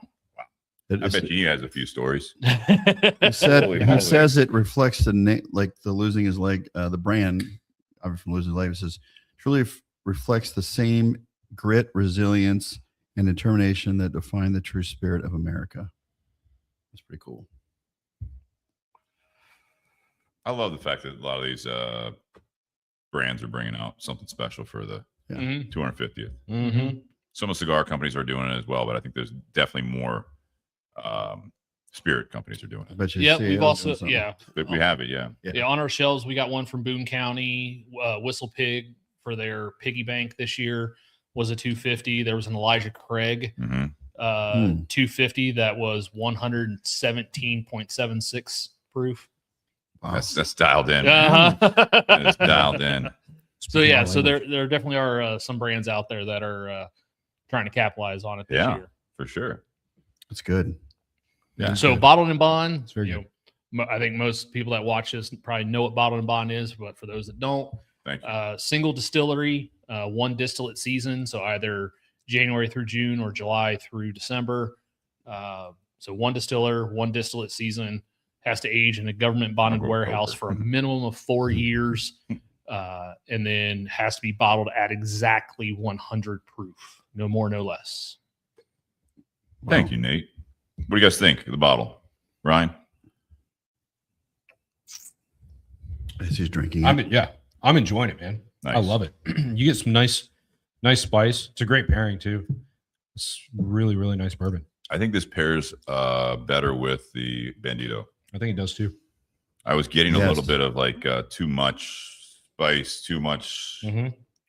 heat, between the two, the Monero and the whiskey. It was just like I was kind of like, I don't know about this pairing. And then I lit up this cigar, took another sip of it. I'm like, all right, now here we are. Yep. Yeah, you got some sweet spice. Yeah. I think the El Monero had a lot more dryness on the palate I agree. than what the Bandito I does. agree. And it wasn't that the two competed against each other on the palate. I think, though, with the Monero, because it was so dry, it actually kind of set your palate up and made it ready for the whiskey. Mm-hmm. Neither one was really No. enhancing the other. Yep. But yeah, this cigar, a little bit more balanced. Ryan, you said this one was actually a little bit stronger, but just the way the flavors come across, it's a little bit more balanced of an approach on the palate. So that might be why it's balancing or going better with this bottle. That being said, let's kind of round this out here with the rating of the whiskey, Peg Leg Porker, Spirit of America, the cigar, and we can talk about both like we just were. So Yeah. we have the from Roots Cigar Company, Roots Cigar Co. El Monero, we have the El Bandito, both Maduros, and then how they pair together. Mm-hmm. Shawn, you want to go first? Sure. All right. The Peg Leg Porker by itself, I'll give it an eight. I like it. I enjoy it. It's very just from start to finish. It's got like, I don't know. It's like a different flavors from the beginning to the end, even on the nose. So I enjoy that part. Cigar, the El Monero, I'm going to give that a 8.5. Like I said, I enjoyed it. Even on the nose before I smoked it, like Nate taught me how to shove one into your nose and inhale it and kind of huff the cigar. So no, but it's the 8.5 on that. That's what I mean. The only thing I'm taking away is maybe a little bit of dryness, but everything else, it's amazing. This though, El Bandito, that's a 9, dude. That's up there. That's delicious. And I'm going to stick with the pairing with the El Bandito and the Peg Leg because I think there's more there. I think when that's the one thing I love, Ryan, is when we do this is that when we pair these, you get so many different flavor profiles, whether you sip first and then take a hit of the cigar or vice versa. So I got more of it on the drinking first and then hitting the cigar, and on the retrohale, it almost brought out more, I don't know, sweetness, maybe chocolatiness when you combine them. Mhm. Okay. That El Bandito, yeah, definitely a 9. And the pairing, I'm going to give 8.75. I'm kind of leaning towards 9 because I think they really complement each other. I'll say 9. Screw it. Why not? Screw it. Yeah. Like it. So impressed. Love it. Ryan, you want to rate your own stuff? Probably a little bit of bias. I would think. It's obvious I'm a big fan of the El Bandito, just because I got to be a part of this from start to finish. So this particular cigar is my baby. But I think the bourbon is fantastic. I also agree. I think it pairs better. Part of the reason could be the El Maduro that we smoked a little bit ago. Generally, that's what I have with black coffee. I'll have that first thing in the morning. I tell people, don't be scared by the color of it. It's not gonna leave you on your ass. Yeah, like a lot of people might assume just based off the color. Yeah. So that's what I enjoy with coffee. The El Bonito Maduro, I almost always enjoy with a bourbon, something a little higher proof. And so I think this pairing works really, really well. I think a 9 is a great. I'd be right there with you. And then, so again, the prices of your whole portfolio are going to be in that. We said like $11.95 to $13 ish. Yep, it's all right there together. Okay. So the most expensive stick is actually the one that we're smoking. This particular ring gauge and size. But I've actually not put these into lounges. I've just kind of reserved them for myself because it's just like, hey, I really love this. Like I dig this size, and I know anything that you call anything remotely close to Lancero. People just, you have a shop, they just have an allergic reaction. They're like, oh my gosh, we can't sell Lanceros. I'm like, well, we talked about it a month ago when we had HVC on Lorenzo. When we had him on, like a lot of cigar purists love Lancero. This is a Lonsdale, so it's a little bit thicker. Yep. Corona, traditional Corona size. Cigar purists love those sizes. They're not great in retail shops. Right. Bingo. So. Yeah, but the flavor takes that and Yes. it's worth smoking. I don't give a shit what size it is. It's a great tobacco, and I'd buy a box. Yeah, there's a sweet spot of ring gauge for rollers of different levels that they are able to roll. And usually that is like between like 50 and like 56, right? Once you get bigger, you need to be able to make sure that filler tobacco is not just out of control. And on the flip side of that, is this a 46? Yeah. So this is a 46 ring gauge. Once you go down there, you start hitting like 42, even 38, like a true Lancero. You have to have a certain roller on that because it is very difficult to keep good construction, especially the draw. Yeah. The airflow on that, it's a tight, no pun intended, it's a tight range of what you're able to do with that. And to get a roller that can make that with consistency, correct, that roller is going to cost you more money, which is why that cigar costs more money at a shop. Yeah. It's like, why it's so thin or smaller? Like, why would it be more? It's like a torpedo. Like, why is a torpedo more than the Toro? It's the same ring gauge. We're like, well, yeah, we have to higher class roller. Yeah, right. Exactly. I'm changing my mind. I don't think I gave us rating maybe on this cigar alone. I'm going 9.5 on this. Right on. And you're almost halfway through. That could be a 10 by the time you're done with it. Yeah, that's fucking good, man. Yeah, like I said, this particular size, it was experimental. Just because I like to push our folks at the factory and just say, show me what you're made of, and they love, just like any true craftsman. Yeah. That's the thing about cigars. Just like the wood shops that I work with to create boxes. If you're really, really good at what you do, you want to challenge, because most of what they do, they can do in their sleep. And so you say, hey, give me something a little different. I want to play. I want to experiment. And it's okay. It might never hit the market, but I am going to enjoy the everlasting crap out of this thing. And they love that. I mean, nice. Well, not all of them do. If you find the right person, if it's a good marriage, they will. Dude, if you get this out on the market, that'll crush. Yeah, it is in the market, just not our market. No, but you said this is kind of you didn't say you put these out in shops yet, though, have you? You said this is more your baby? No, yeah, exactly. This is, like I said, I think once this gets out there, I think that's going to boost the name. Do you think you have some of those accounts that might appreciate this size? I do. Yeah. Yeah, I do. Well, especially right now, it's something that if I had them in bulk, I could leverage simply because everybody's out. And so they're like, hey, I don't care what size it is. If I can still get that cigar, I'm gonna get after it. But once I explain to people, hey, this is, the Toro is equally beautiful, but I like this because what it does is it takes those flavors that I fell in love with years ago, and it concentrates them almost. And it's like, wow, this is just a great experience from start to finish. Nate, what do you think? Whiskey, I'm going to be an 8 on the whiskey. Okay. What's the MSRP on this? $59.99. Oh, I thought it was going to be more than that. Not bad. Honestly, I Oh did. shit, same. $59.99. You want to take a guess at the mash bill? Are we going to play that game? Corn in there. Hey, bourbon whiskey. congratulations. I got that. Let's start with, so you got corn, malted barley, and rye. Correct. Okay. Just didn't want It to is- it is not a I didn't weeded. want to. It is not a weeder. It is not a 4-grain. All right. So, I think it's a higher rye, just the way it tastes. So I'll go 72 corn. Might need help with the math here. You got 28 left. Thank you. 20 rye, 8 malted barley. Shawn? I was hoping you wouldn't pick me. Ryan, you don't have to play if you don't want to. Perfect. All right. Not my game. I'm gonna go 80% corn.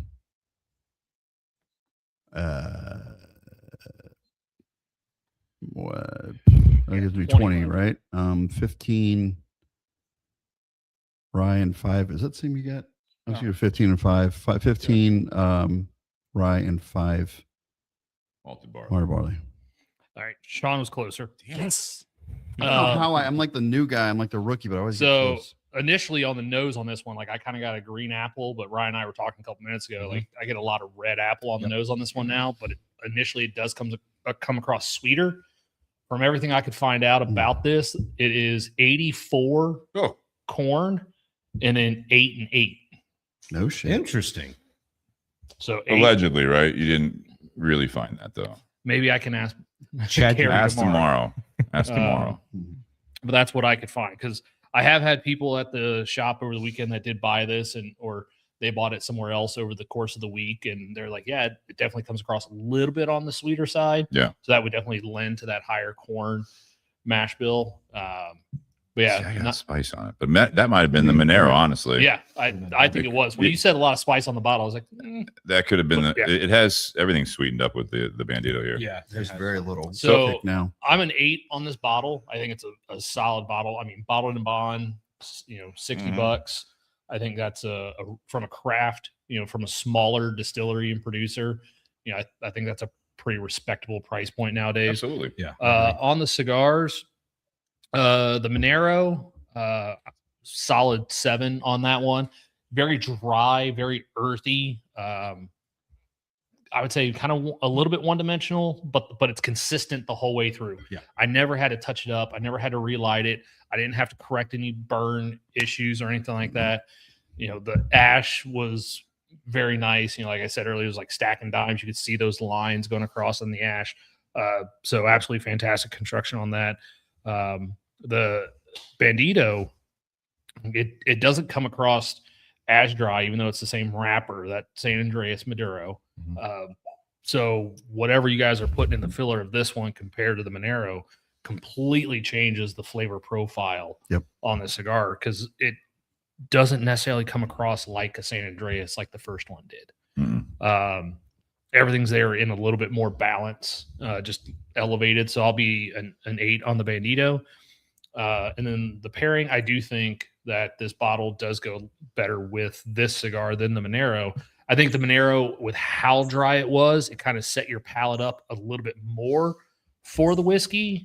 But I think the flavor of the Bandito, those and the whiskey, those work better together and pair better. Okay. Yep. I agree. I'm similar. The El Monero. I don't think it was. Maybe it was the. I mean, I was smoking it before the whiskey, with the whiskey, I'll just fast forward to the pairing. I don't think those things paired well together at all. I did not really enjoy Yeah, I the didn't pairing of even those give a two. pairing. So that being said, the Monero, the construction on it was awesome. Like it was like when you say it's AJ Fernandez, basically inspired, if you will, you can say that. Sure. Good tobacco, obviously. Construction coming out of your factory there is top notch. It's interesting because going from that to the Bandito, the construction on the Bandito, as far as integrity and everything, but the ash is not as impressive, right? Because it's a different ring gauge and everything else. So, but the El Monero, I mean, the construction really carries it. The flavor wasn't as much for me because of, I think, once I started pairing it. So I don't think it's as fair. I'm going 7.5 on the Monero, 7.75, because again, what we talked about is a little bit, not that it's a bad cigar. I mean, it's still a good rating. I just think that it was like, for me, if I'm looking at it right now, and I think there'll be people that are flipped on that. If I see these two cigars on the shelf, same ring gauge or whatever, same Vitola, I'd probably go to the Bandito.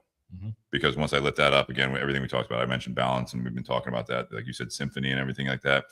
If they're sitting there about the same price point, I would gravitate towards the Bandito, because the Bandito, for what it is, the price point, obviously in Lonsdale, it's smoking beautifully, great flavor. I'm more of like 8.5, 8.75 on that. Right I on. mean, I really do think it's a really good flavor. It's good construction. Lonsdale, so we talked about the construction, is always got to be impressive on a Lonsdale, especially on a Lancero. You light up Lancero, man. You're rolling the dice. Yep. So I do think that the whiskey itself, I'm 7.75. I think it's good. It's a fun bottle. I mean, again, these limited releases, especially with the 250 and everything like that, I think it's really kind of fun to try different stuff that they're doing. Sure. I think it's a good bottle. The price point, I think, carries it closer to an 8 because of that. You know what I mean? For what it is, I think it's a enjoyable bottle, and I like the history and the story behind it and everything like that. The pairing with the El Bandito and this bottle, I'm up at like a 8.5, 8.75. I really think these two go well together. Oh yeah, Agreed. So I think this cigar might elevate the bottle. And again, my rating on the bottle, halfway through this, I was smoking the first cigar with it, and then so it's like it's that's the difference of doing these type of ratings, Ryan, is that like you're not just smoking the cigar and doing it. Like the thing that you're complimenting or trying to compliment, pair it with, it can take away from certain things. You know what I mean? Yep. And also as you go through it, when you're smoking two cigars with the same bottle or vice versa, you're trying different bottles with a cigar, you're kind of, again, rolling the dice on whether or not it's going to pair well, if it's a blind kind of a thing, like what we did here tonight. The El Monero, and we opened the bottle of Special Reserve there, might be, I mean, it's going to be a totally different experience. So it's like, I hope, with those ratings, it's like, these are great cigars. Yeah. When you pair it with a bottle that's what we're pairing it with, it could definitely affect your ratings. And I think it has. So I'd be interested to smoke these individually again at some point, down the road, make your way to Ohio and shops and the ability to distribute in Ohio. I mean, it'd be really cool to see that. But yeah, that being said, I think it's everything. It's all quality. It's all good stuff. It's just, I don't know if they all played nicely. That's where we pull out the French press for the Monero, right? That's right. Let's do it. Let's do it. Yeah, it's 9:30. Let's get some coffee flowing. Hey, what was your score on the pairing with the El Bandito with the? All right, so my pairing with the Monero, I think I was a 6.5. Okay. Like, they didn't fight each other. They didn't necessarily elevate each other. I think, like I said, the dryness of the Monero just dried out your palate to make it more acceptable to the sweetness of this whiskey. Which I could see the black coffee. Yeah. Pairing And really then well. with the Bandito, 7.75 with that pairing. Like I said, Russian judge. Like I said, that's a compliment. Okay. I'm the only person that ever gave a bottle a 2. All right, Shawn. No. What bottle? Oh, Are you allowed to? I'll tell you later. Okay. in case I they're want to know. all right. Ryan, we're pretty laid back. If you need to hit the restroom at any point, Yeah, let's just go go. ahead. Go ahead. But we're gonna roll into this part it's two dark here. enough, I would go in the yard. Yeah, Perfect. All in right. my bushes, not the neighbors. I'm from West Virginia. That's, Okay. that's how we do things. It was a bottle from I had a Pennsylvania. bunch to choose from. I narrowed them down to 5. I think would be good discussions. Some of them are kind of quick answers. Some you have to think, and there's participation and stuff. Which one are you doing first? The music generation. Okay. Okay. So first one is, why does everyone's generation thinks music peaked when they were young? I'm kind of the opposite of that. I think it peaked before me. Yeah. Same. I think maybe, I'm guessing maybe too, it's like when you're younger, you maybe listen to music more than when you're older. And I'm going to defend why I think when I was young, the music was better. Like 80s for me now, like is nostalgic. It just brings me back to a place where things were so much simpler. And, you didn't have all the worries of being an adult and having all, or not worries, but just like your adult Responsibilities. Exactly. Mhm. That's what I was looking for. And I think that's one. And I think that for me, I've always felt this way. A lot of music nowadays, up until like even 20 years ago and longer, it's like they're flashes and pans. Like they're popular when they're popular and they kind of die out. And then you hear them, you're like, oh yeah, I guess I kind of like that. But like my playlist, I've got Zeppelin, I've got some even 80s rock ballads from like all the hair bands and shit. And it just, to me, that resonates with me. But the quality of music, like when you look back and you hear music being played now at like at public air, and like at a bar, or in a wedding or whatever, it's like they always go back to those 70s, 80s music. Mm-hmm. And and I'm sure kids that are, my kid's 18 and they have a whole different freaking list of shit that they listen to, and it's okay, and it's all right, but it's like these things to me are timeless. And I think a lot of us on our age from back in the day are timeless. You can play it now, and even people that are younger will recognize it. So that's kind of my take on it.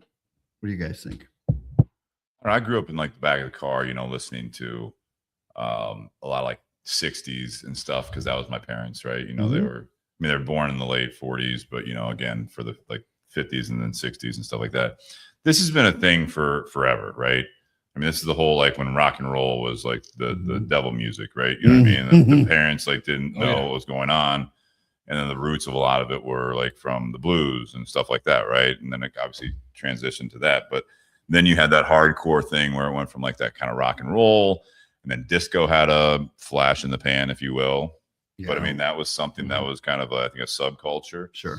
But then I was born in '80, and so I kind of appreciate a lot of different genres as I've gotten older as well, like different stages of my life. Mhm. But I think the most impactful for me is I started like listening to country music when I was like 13, 14 years old. So like 90s country Sure. for me is like timeless, but I also realized that it's not timeless for everybody. Right. You know what I mean? So it's like, Yeah. I don't know, like you said, generation thinks music peaked when they were young. I think it's just like when you were younger, I mean, you were such a sponge. Yep.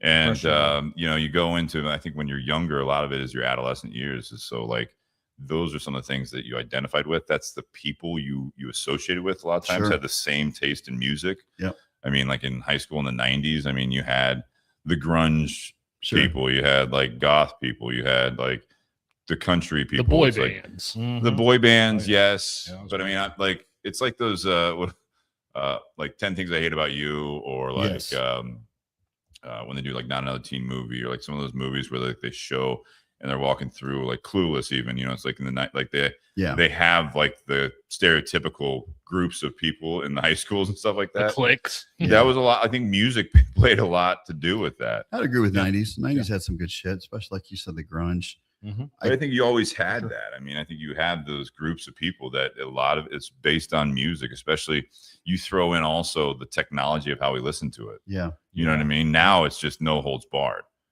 You can just hit like a random playlist on Spotify or whatever else, or you can tell it what to play and I'll show you some new stuff or whatever. But I mean, back in the day, like you put effort into that. Yeah. The least amount of effort is like which radio station you're picking. Yeah. And then if you're record it buying with a tape tapes, recorder. Yeah. Yeah. Or you're buying tapes, and then CDs were a big thing. And I mean, CDs were not cheap, especially as a kid. You know, you're dropping like, I mean, okay, it's like $15 or whatever, but it's like back then you're like, shit, that's $15, man. And it's because you liked one song on it. Do you So think- that's because because of that, I actually had a rule when I was younger and buying CDs. I had to like at least 3 songs on it before I ever bought a CD. And they have But how'd you listen to those 3 songs? Like, how'd you find out about them? Radio. But That How CD's been often- out forever then. how often though do you do that and then find out, wow, there's some really good songs that aren't mainstream when you do buy an album or a CD?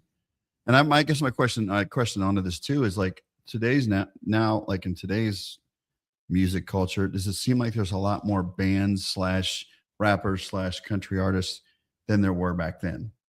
It seems like you're inundated with so many different groups now, and maybe it was like that back then and we just were more like in tune to like certain groups, but now I it's think like to Steve's point, the technology has made it to where there are more today. Because back in the day, you know, if you go back to the Records. if you go back 80s and earlier, like if you were a band and you wanted to get your stuff out there, you had to go into a studio, you had to record it, they had to put it onto a record, and then you had to produce that record and get it out to radio stations and stuff like that.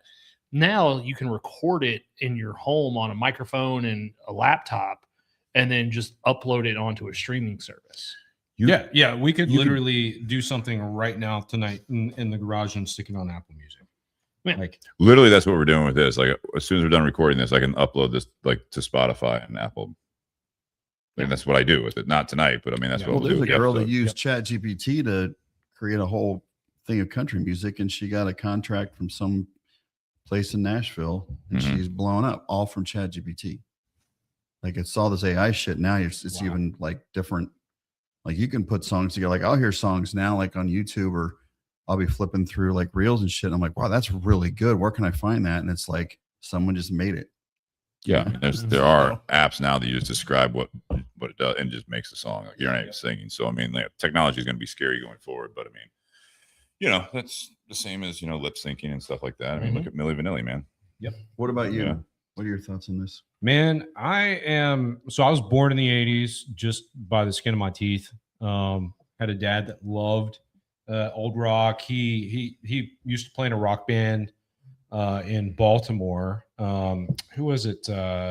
Cinderella. Yeah. Oh, yeah. Yeah. So their lead bassist actually took over for him. So that's sort of his claim to fame. Oh, wow. When he got out of music.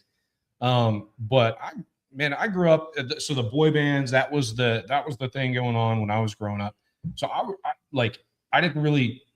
wasn't into that. And so It's fine if you were. yeah. So I am now. I kind of went my own way, man. And I kind of like a little bit of everything. When I was in college and my wife and I met, we would drive an hour or two away. There was this group of just super old guys that would get together and play jazz. And so early on, man, I thought, man, this is the most beautiful thing I've ever heard. Like these guys are all working, there's so much, happening right now.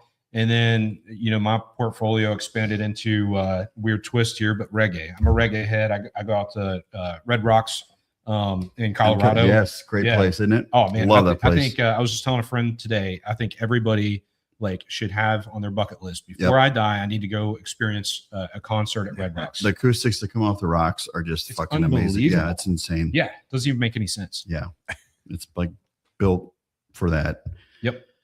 Yeah, I agree with you on that too. I mean, there are some 90s and stuff, but I have to admit, like, I'm into like newer metal. Hell, I'm into Japanese metal right now, and I'm like a lot of this shit that I've like kind of drawn to now. It's different. It's unique. Like you said, the technology helps, but it's like to me, like I can put that shit in my earbuds, and if I got to work, I'm just as hard as the metal is. I'm like fucking into shit, or working out, but.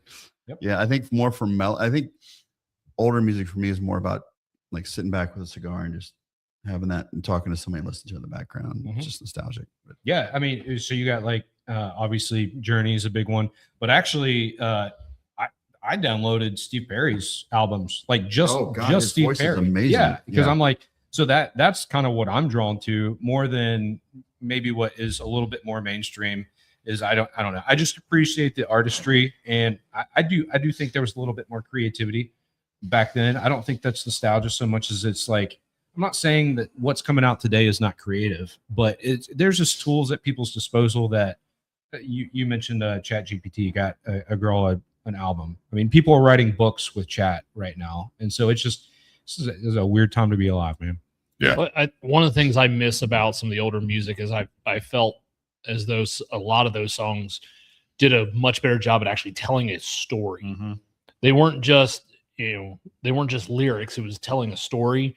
And then even some of the words that you would hear some of these bands put into songs, you're like, no one nowadays knows what the hell that means. No one knows what or the rhyming words that you're like, wait, you have to go look up in a dictionary what the hell that word even means. And it's like, but that's how they wrote music. That was their way of being creative. Now being creative is how good are you on a laptop, or how good are you with changing your pitch on hey man, on 80s had a synthesizer, man. Yeah.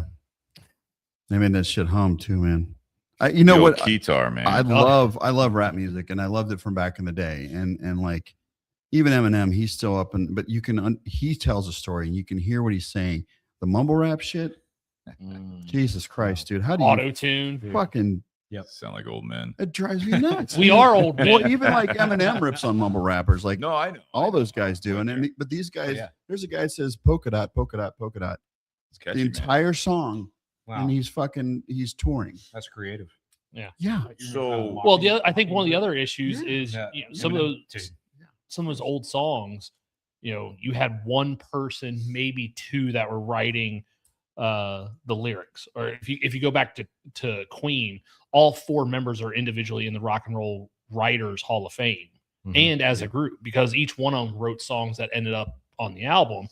Now you have someone who performs a song, but that one song's got 15 writers credited to it. It's like, where's the creativity as the artist? Where's your creativity at? You're Probably like, one of shit, someone's doing it for you. Exactly. One of the bands I've always loved when I was in high school was Beastie Boys. I saw them in back when they had License to Ill, when that first time I saw them in concert. They were crazy. And then I saw them, but they kept going. They kept growing. And then I see them, mid 90s at Lollapalooza, and they just tore the house down because they stayed to who they were. They matured and they were more connecting with the audience. And like, I remember the Lollapalooza, like they were before Smashing Pumpkins. Smashing Pumpkins, I didn't give a shit. I mean, I liked them, but they're good. They are good, but at Polaris, you had the sound had to be lowered when you get to a certain time of night, so you could barely hear them. But Beasties, man, I mean, the crowd rushed from the lawn seats to the front stage, and Beastie Boys had to stop the show and be like, "You guys are hurting people. You guys got to get back to where you were." And like, but so they cared for the audience, and like you could just connect. I mean, their shit's timeless too. But those are one of those guys that I was fortunate enough to see him a couple times, and and nowadays, even if you want to see somebody you really want to see in concert, you got to pay like $500 minimum to be in the nosebleeders. Yep. It's fucking ridiculous. It's crazy. So you can't even enjoy the music live because you have to take a loan out to get a fucking ticket. Drives me nuts. Sometimes how the artist gets paid, though. They don't get paid as much off the streams. That's a good point. Yeah, So it's true. You got Ticketmaster and Because not many all people that. buy CDs anymore. So selling 1 million CDs, now you got to have like 50 billion streams to make the same kind of money. That's an industry just like That's Hollywood. sure. I mean, it's the people that make the actual things happen. It's not necessarily the artists, the people you see on the screen, or the people you hear singing. It's just there's everything that you said originally, Nate, from the days of like getting on the radio and trying to get a record out, and then it was like they had the singles, right? Remember the 45s? It's like that was something. CDs, even like you buy a CD single if you don't want to buy the full album. Like all of those things. Much like we were talking about with cigars, as much as like Ryan, you should get all the credit, not saying take it away from the rollers and the growers and everything else, but you're getting it out there. Yeah. I mean, it's like there's a lot of cost to do that. Mm-hmm. And to your point, Nate, I will say the reason you need all those writers is because sometimes, like a coach, you have to have a coach for a good talent. You know what I mean? Like you could have an incredible singer, has a great great vocals, But they can't write. they can't write with shit, man. Yeah. Yeah. So I mean, it's like everyone's different. You know what I mean? It's funny when Then you have Bob Dylan, great writer. He sings his own stuff. Sound like shit. Not if you ask Eddie. Eddie thinks he's the Oh, he's a terrible singer. He's absolutely terrible. Great lyricist. Yeah. Terrible singer. Yeah. You go next one. Yeah, sure. All right. So the next one I have is, Related almost. yeah, exactly. What decade would you revisit for 1 week? I'll let you guys start. For Somebody else. full week. 1 week. Now, do you want to go back and get like the sports almanac? Are we like from this Back age? to the No, Future? no, no. We're and not doing So Back wait. to the Future. trying to Are figure out. we? So wait, are you going back to a decade that you were alive in? Are you like now? Like you're going back? Yeah, in back time, to like you got a decade where you DeLorean. were. No, not because I was like we could. Yeah, never mind. So is this like This is more Shawn for. now, like in 1980, or is it like Shawn in 1980 being in 1980? I would like to say it's Shawn, 1980, at the age I was at. But not knowing what you know now. Well, it'd be kind of cool to know what I know now, but like, yeah. but I think it's always. I think I like to do that just because. So you're just asking what would you like to relive for a week, basically. Yeah. If you're not saying you like can- I'm going back in time and I know I'm 45-year-old Steve going back to You know when what? I was 5. It's your choice. All right. It's kind of like it kind of leaves it Do I open. take over my old body, I was kind of hoping or like so. you just don't want to touch, because if you guys touch, then you might like break the whole space time. So we are going back to a decade we were I alive. don't know. So It's Sean's I- question. I've always wanted. Or to go could back. you have a Back to the Future situation where like you meet your parents? Yeah, I would stay away from that shit. But Yeah. but I think it'd be more like I would like to have the knowledge that I have now at that and be at the age that, like, if it's 86, I'd be 16. So I'd like to go be like, for example, I go back to 1986, I'm 16, but I have the knowledge I have now. Then you would be. I able would to be- sports bet. I could, but I would rather, it's only for a week, so you don't know what week it is, but I'd be more about like now having more knowledge in terms of with girls. I was like the skinny little kid. I'd wait till I was at least like 18 and try to be like, yeah, I could probably pick up girls better than I could back at that age. So I would like to do that maybe, or whatever. I'm not saying that's what I Would would the do. things you do then change your current? Are we talking like that? Oh my God, you're really diving deep. Now you're starting to sound like me when Ann put me on the spot with that one question in the old garage. I'll leave it up to whoever wants to answer that. Ryan, It's- go ahead. it's your This- call. This should be an easy one. Whatever you want to do. Well, yeah, I don't have a lot of decades to choose from. I'd say the 90s. If I could narrow it down, early 90s, because man, when I was rocking those Reebok tracksuits, Yeah. it was just something. You're a Reebok guy. Apparently. Nice. My Apparently. parents were, Yeah. Yeah. I would like to have that. Like I used to break dance back in the day. Now I have more knowledge now, and I would actually have a core like I used to back at that day. Now you would just break. Yeah. Now I've tried to do that shit, and I'd be up fucking laid up for a week. So anyway, Shawn Anderson, love having him on. oh God, what's he saying? Said, holy bat balls, Batman. Just when would you go back to? This is like watching a Senate hearing. Holy shit. Yeah, that's why I'm leaving it open for everybody. It's whatever you want to do. I'm giving it that. Each one of you answer and say, I'm going to go back to this decade or whatever Full week. for a I full would- week. What would you want to do? How would you want to do it? Just for like an escape, and I wouldn't even have. I would just like relive like a week of like riding my big wheel, man.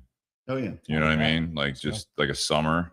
yeah, You know, yep. going to the pool or something like Yep. that, riding the big Oh, wheels, playing like wiffle ball in the side yard, Yep. stuff like that. I mean, that Same. would be like, or I mean, I was pretty excited when we got our Nintendo. Yeah. That was pretty, but I mean, I think I'd rather knowing know what I know now, I'd rather have the outside time more.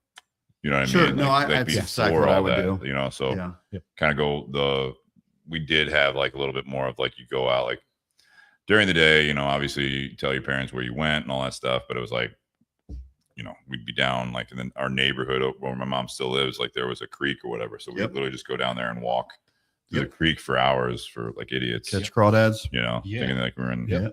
an 80s movie. Yeah. I agree. I'm like that too. But I wouldn't want to know, like, I mean, I don't think my, like 9-year-old self could handle what's going on up here now. That's a good point. Yeah. You'd be a fucking catatonic the entire week. Yeah, I'd probably be like, committed to like a You wouldn't want to facility because Yeah. Let me tell you what's going to happen with these people. In 30 years, they're all going to be fucking idiots. Yeah. And you're going to be insane asylum the rest of the week. You're right.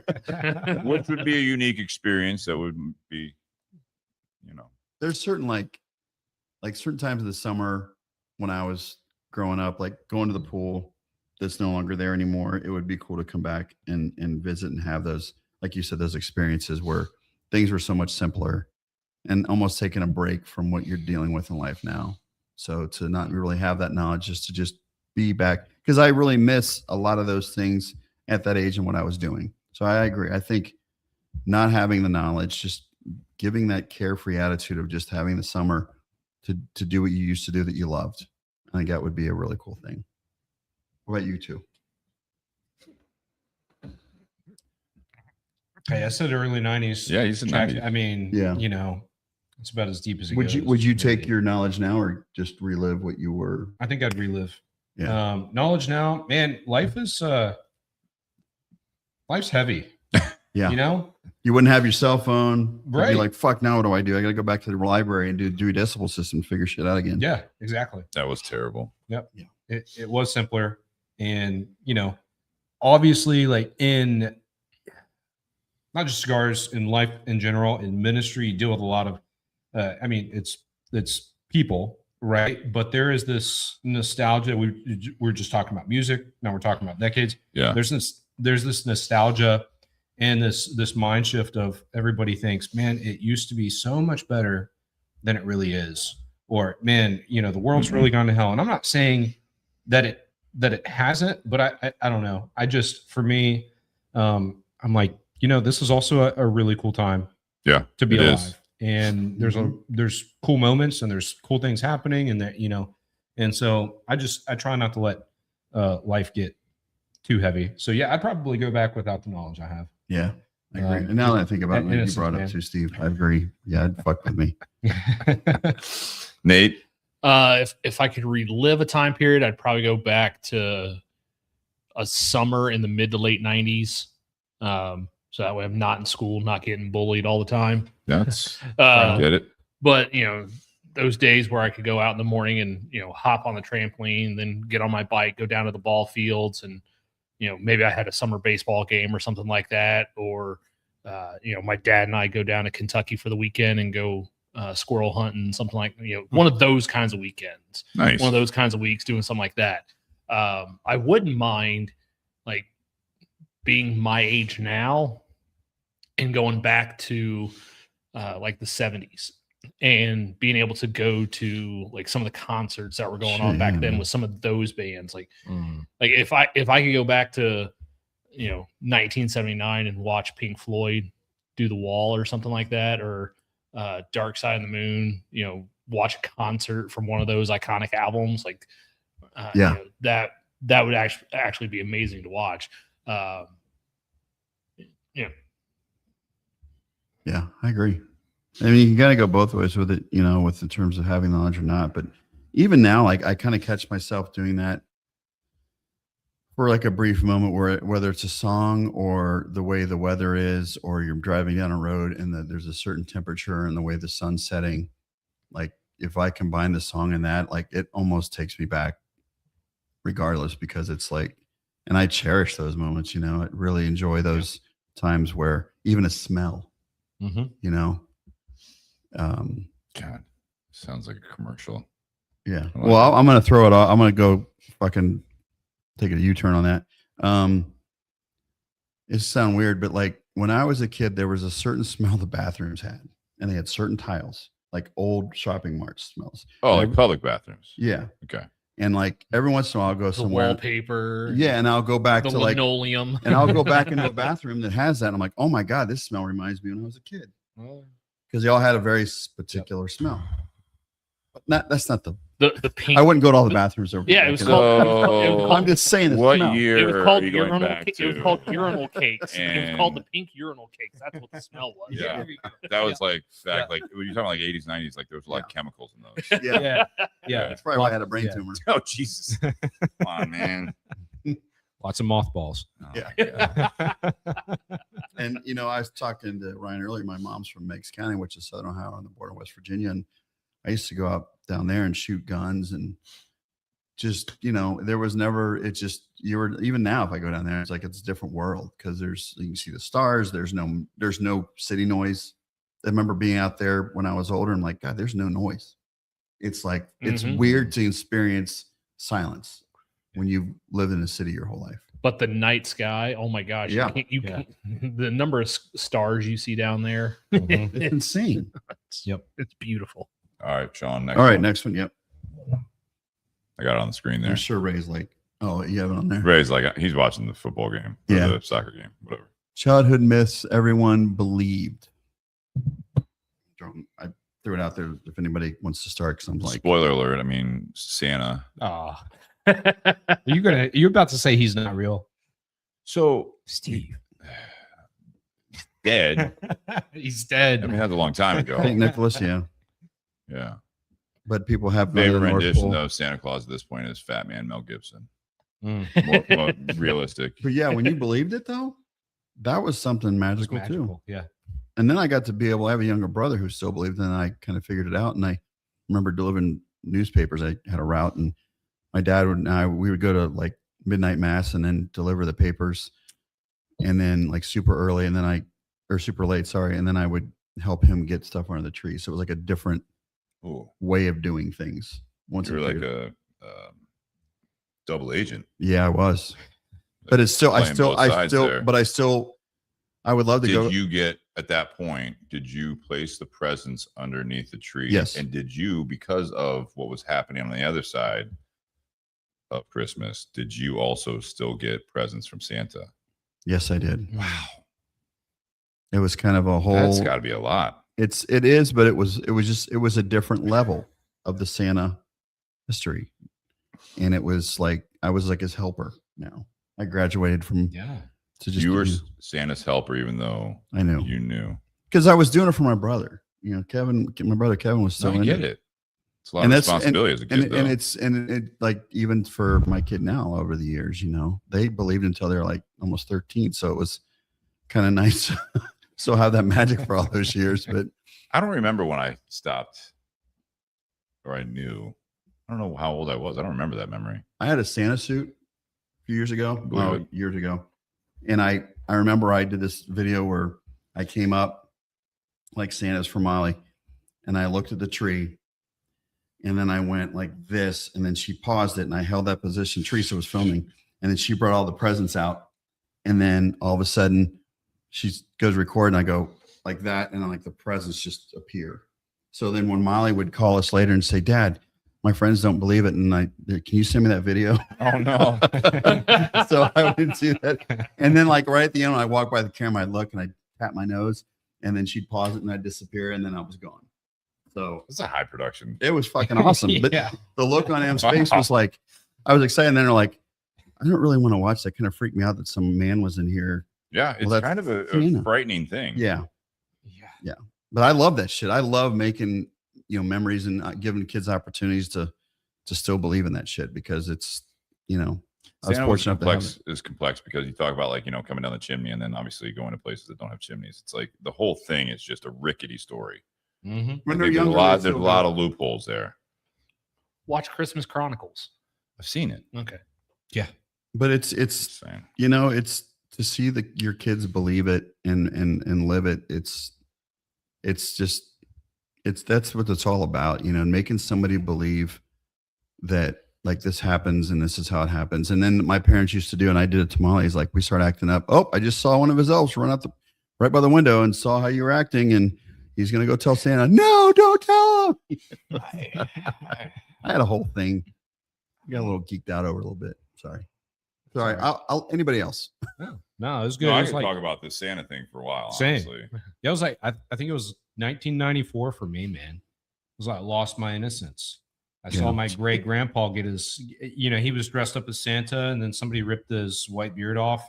I was like, oh my That's gosh, fucked up. Did you it's then Grandpa think? Fred? Should beat the shit Did out you of that think person. Grandpa Fred was also Santa, or was that did No, it ruin it? that There was was the no moment- confusion there. No, there was no confusion. Oh gosh. And my heart was broken. All the things. Oh. Had to relive it. It was a traumatizing moment.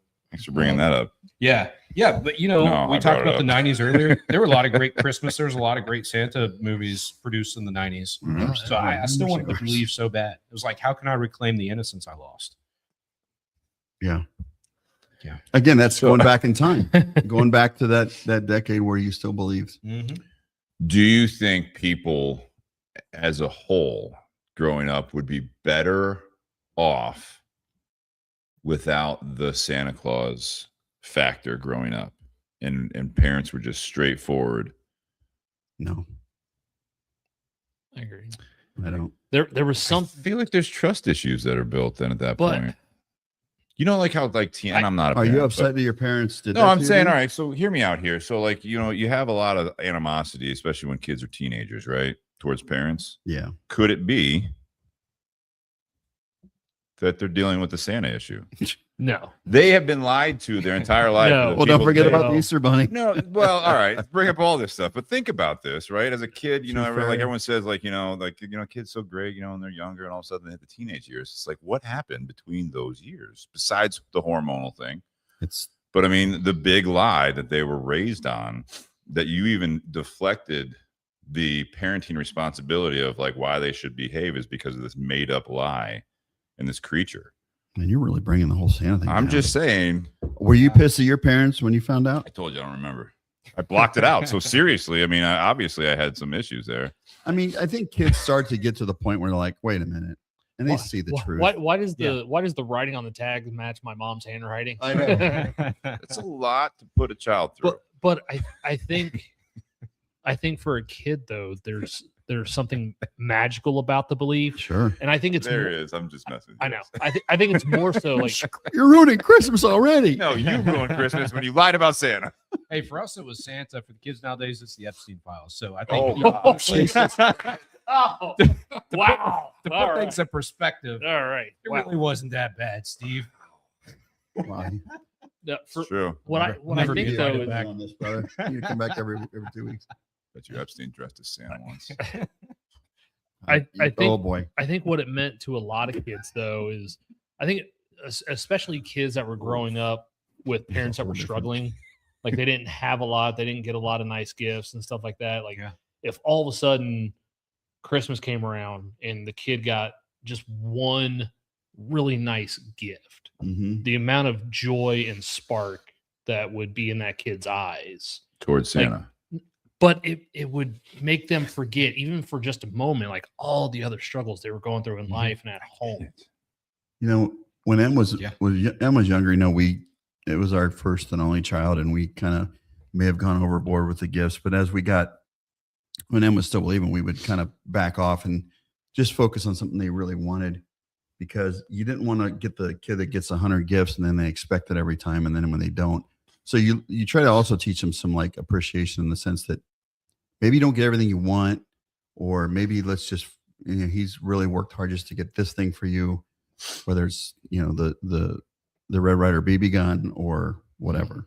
The new bike, Mhm. the new And how many shoe. fucking night in the years I had to put shit together the night before at 3 in the morning. Yep. Yeah.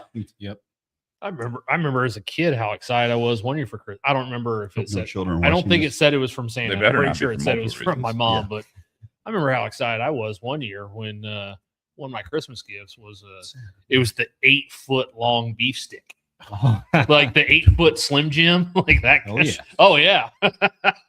That's intense. I was gone in 2 days. Oh gosh. That's a lot of sodium, A lot man. of farts. Yeah. A lot of swan ankles and farting. I'm still doing that to this day. Yeah. And you don't eat Slim Jims, so that's what's even crazier. All right. Let's do the next one. Because that went deep. We didn't get beyond Santa. No, we didn't. No. I think that's what, like, maybe the main one. Why are people obsessed with ranking everything? And I kind of like the little smiley face, because that's exactly what we do every time we're on. I here. know. Yeah, we sit there and we give scores to cigars and whiskeys. Yeah. I mean, do people really do that though? I guess maybe the people are. Do you guys really see it? I thought it was funny because of us, but I don't really see that much anywhere else. Yelp reviews, Oh, okay, stars, that- ratings on Amazon. Oh, good point. yeah. Reddit forums. Yeah. And how many of us like see something that we like, oh, that looks cool, but then do you guys do your homework and start going down those reviews? Hey, and that's literally it's Hell yeah. Rotten Tomatoes that ruined it for me, because some of my favorite movies I would go look, hey, just want to see what the critics say, and they just take a dump on everything that I love, and I'm like, Oh, gosh, that's why- one I've person's never opinion. looked at Rotten Tomatoes. yeah, that's I never For Gene have. and Good for you. Siskel, Like I will watch a Yes. movie, Or- and if I like it, is it I'll E- watch it and then go, oh, now let me go on like IMDb, see who all was in this and right. Yeah. what people are saying. Be like, I think y'all are stupid with what your ratings. I think most people that rank Mhm. things, the ones that are doing it are the ones like that complain. yes. I mean, we've how talked- many we've talked ratings about have you that. given on Google or Amazon? Yeah, it's usually the people that are complaining that do it. So even the Amazon ones, like if it's like 4.5 stars, it's like, do you tend to go for the 1-star ratings to see what they're saying, or are you? Usually, yeah. A lot of times that's the fact that like something was wrong with the delivery. Yeah. You know what I mean? Yeah, and if that's the case, then that's a one-time thing or If whatever. you really want to have yourself a laugh and have a good night, read the reviews on Albany's sugar-free gummy bears. You will never laugh as hard in your life. Yeah, that and Very colon specific. cleansing that I used to buy. Uh-huh. Oh, wow. Uh-huh. Oh yeah. Oh yeah. It's hysterical. I think people are obsessed with it just because they want to feel validated. They want Yeah. to be heard. They Just- want to do all that stuff. It's not And- usually for the benefit of the products or the movies or whatever it might be, the cigars, right? I mean, they want to rank it all. It's the same thing we were talking about with like, top 25 lists of whatever in cigar publications, the same thing, right? It's like, how did this #1 cigar from last year didn't even make the top 25 this year? Yeah, I know. Like, I don't get it. Mhm. You know what I mean? So it's like, it doesn't make much sense. I mean, and But they want to be the experts. That's the thing, is that people want to be the experts and they want to be heard. And I think the buyers want to opinions. feel justified in getting what they get too. They want to see something like, like, there's a lot of bullshit like on Facebook or TikTok that you're like, oh wow, this thing's only $20, and then you go to buy it and it's like, nope, that's a fake. And so like you kind of have to like do a little digging on some of these things are too good to be true. But then you get the ads and everything you look at. It's like, you want to, for me, I was trying to do hair growth because I was thinning and then like now every fucking commercial on Facebook is hair growth. And I'm like, fuck this. Get upset now. Yeah, fuck that. Well, I talked to Shannon last week, 2 weeks ago, and he's like, don't get any of that shit. I'm like, I knew it. I'm glad I didn't do it. Yes. I can refer you to the razor I use. Yeah. I'm okay with what I have now. You look great. Thank you. Let it grow out and you won't be able to tell. Yep. So a massive ponytail comb over. Oh, Yeah. gross. No. All right. Oh, bring back the mullet, baby. Yeah. Oh no, Jess has a relative that's got a massive comb over. Like it is. I mean, if like, it's obvious, the I'd never whole do it. thing just like almost like band of seagulls. Just Yeah, this is it, man. All right. This is your big one. Here's the big one. What's a hill you're willing to die on? I'm curious to see if Ray's still listening and what he would say. You got to think about that one, right? Mm-hmm.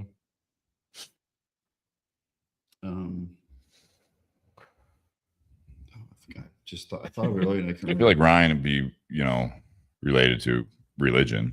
I mean, that's an obvious one, right? As a pastor. I thought about that one for earlier sure. today. When I mean, is that just like a gimme? So we're getting like, what's number 2 on that? that's. Yeah. Rachel, I guess. Rachel says what? No, I mean, like, what about like something just for you in particular?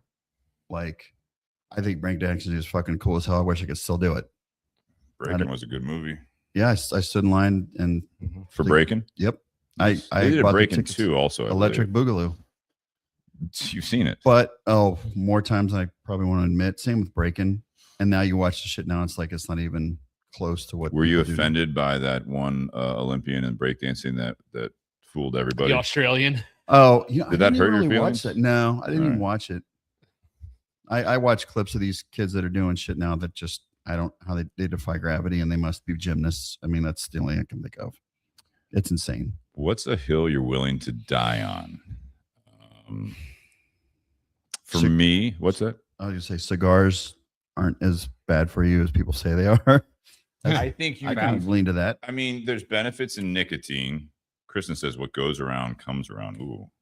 Yeah.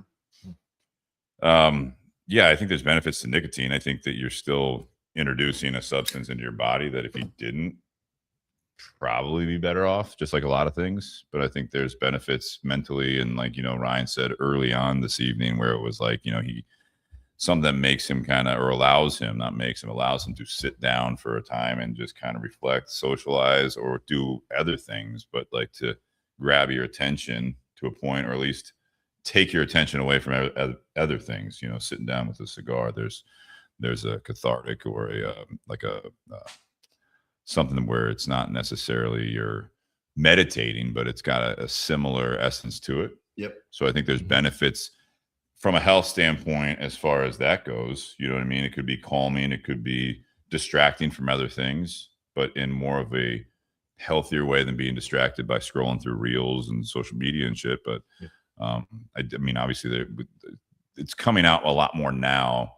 We went through this whole thing with cigarettes, right? Where it was like, they were fine. They had a lot of benefits to the marketing side of it going back decades ago. And then obviously it was bad for you because of a lot of other reasons. A lot of it was the additives. It was also, it's like, yeah, cigarettes may not be as bad for you for the tobacco, but then it was like the filters that they're putting in it, the paper they were using, it was all the additives that were adding to it that were making it more addictive and made them burn differently, all this stuff.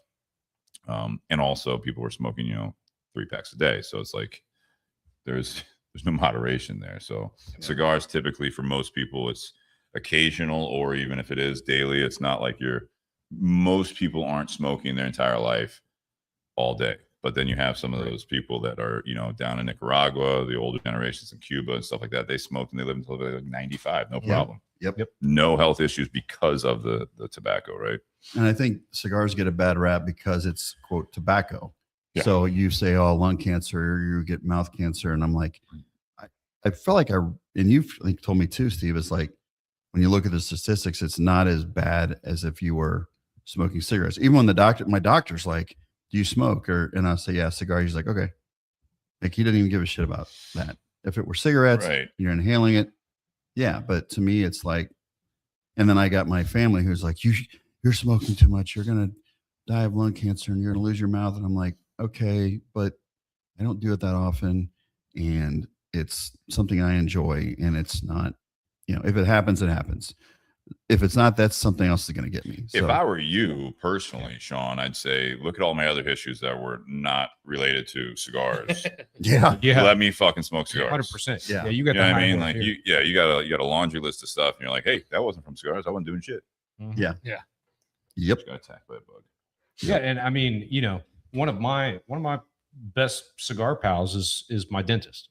You know, so I'm getting looked at regularly, and he's like, honestly, you know, I'll tell you if there's anything, you know, there that you need to be aware of. But I mean, I would argue that cigars have made me healthier, because I mean, it's certainly made my mind healthier. And you've got all the issues people deal with nowadays with the mind.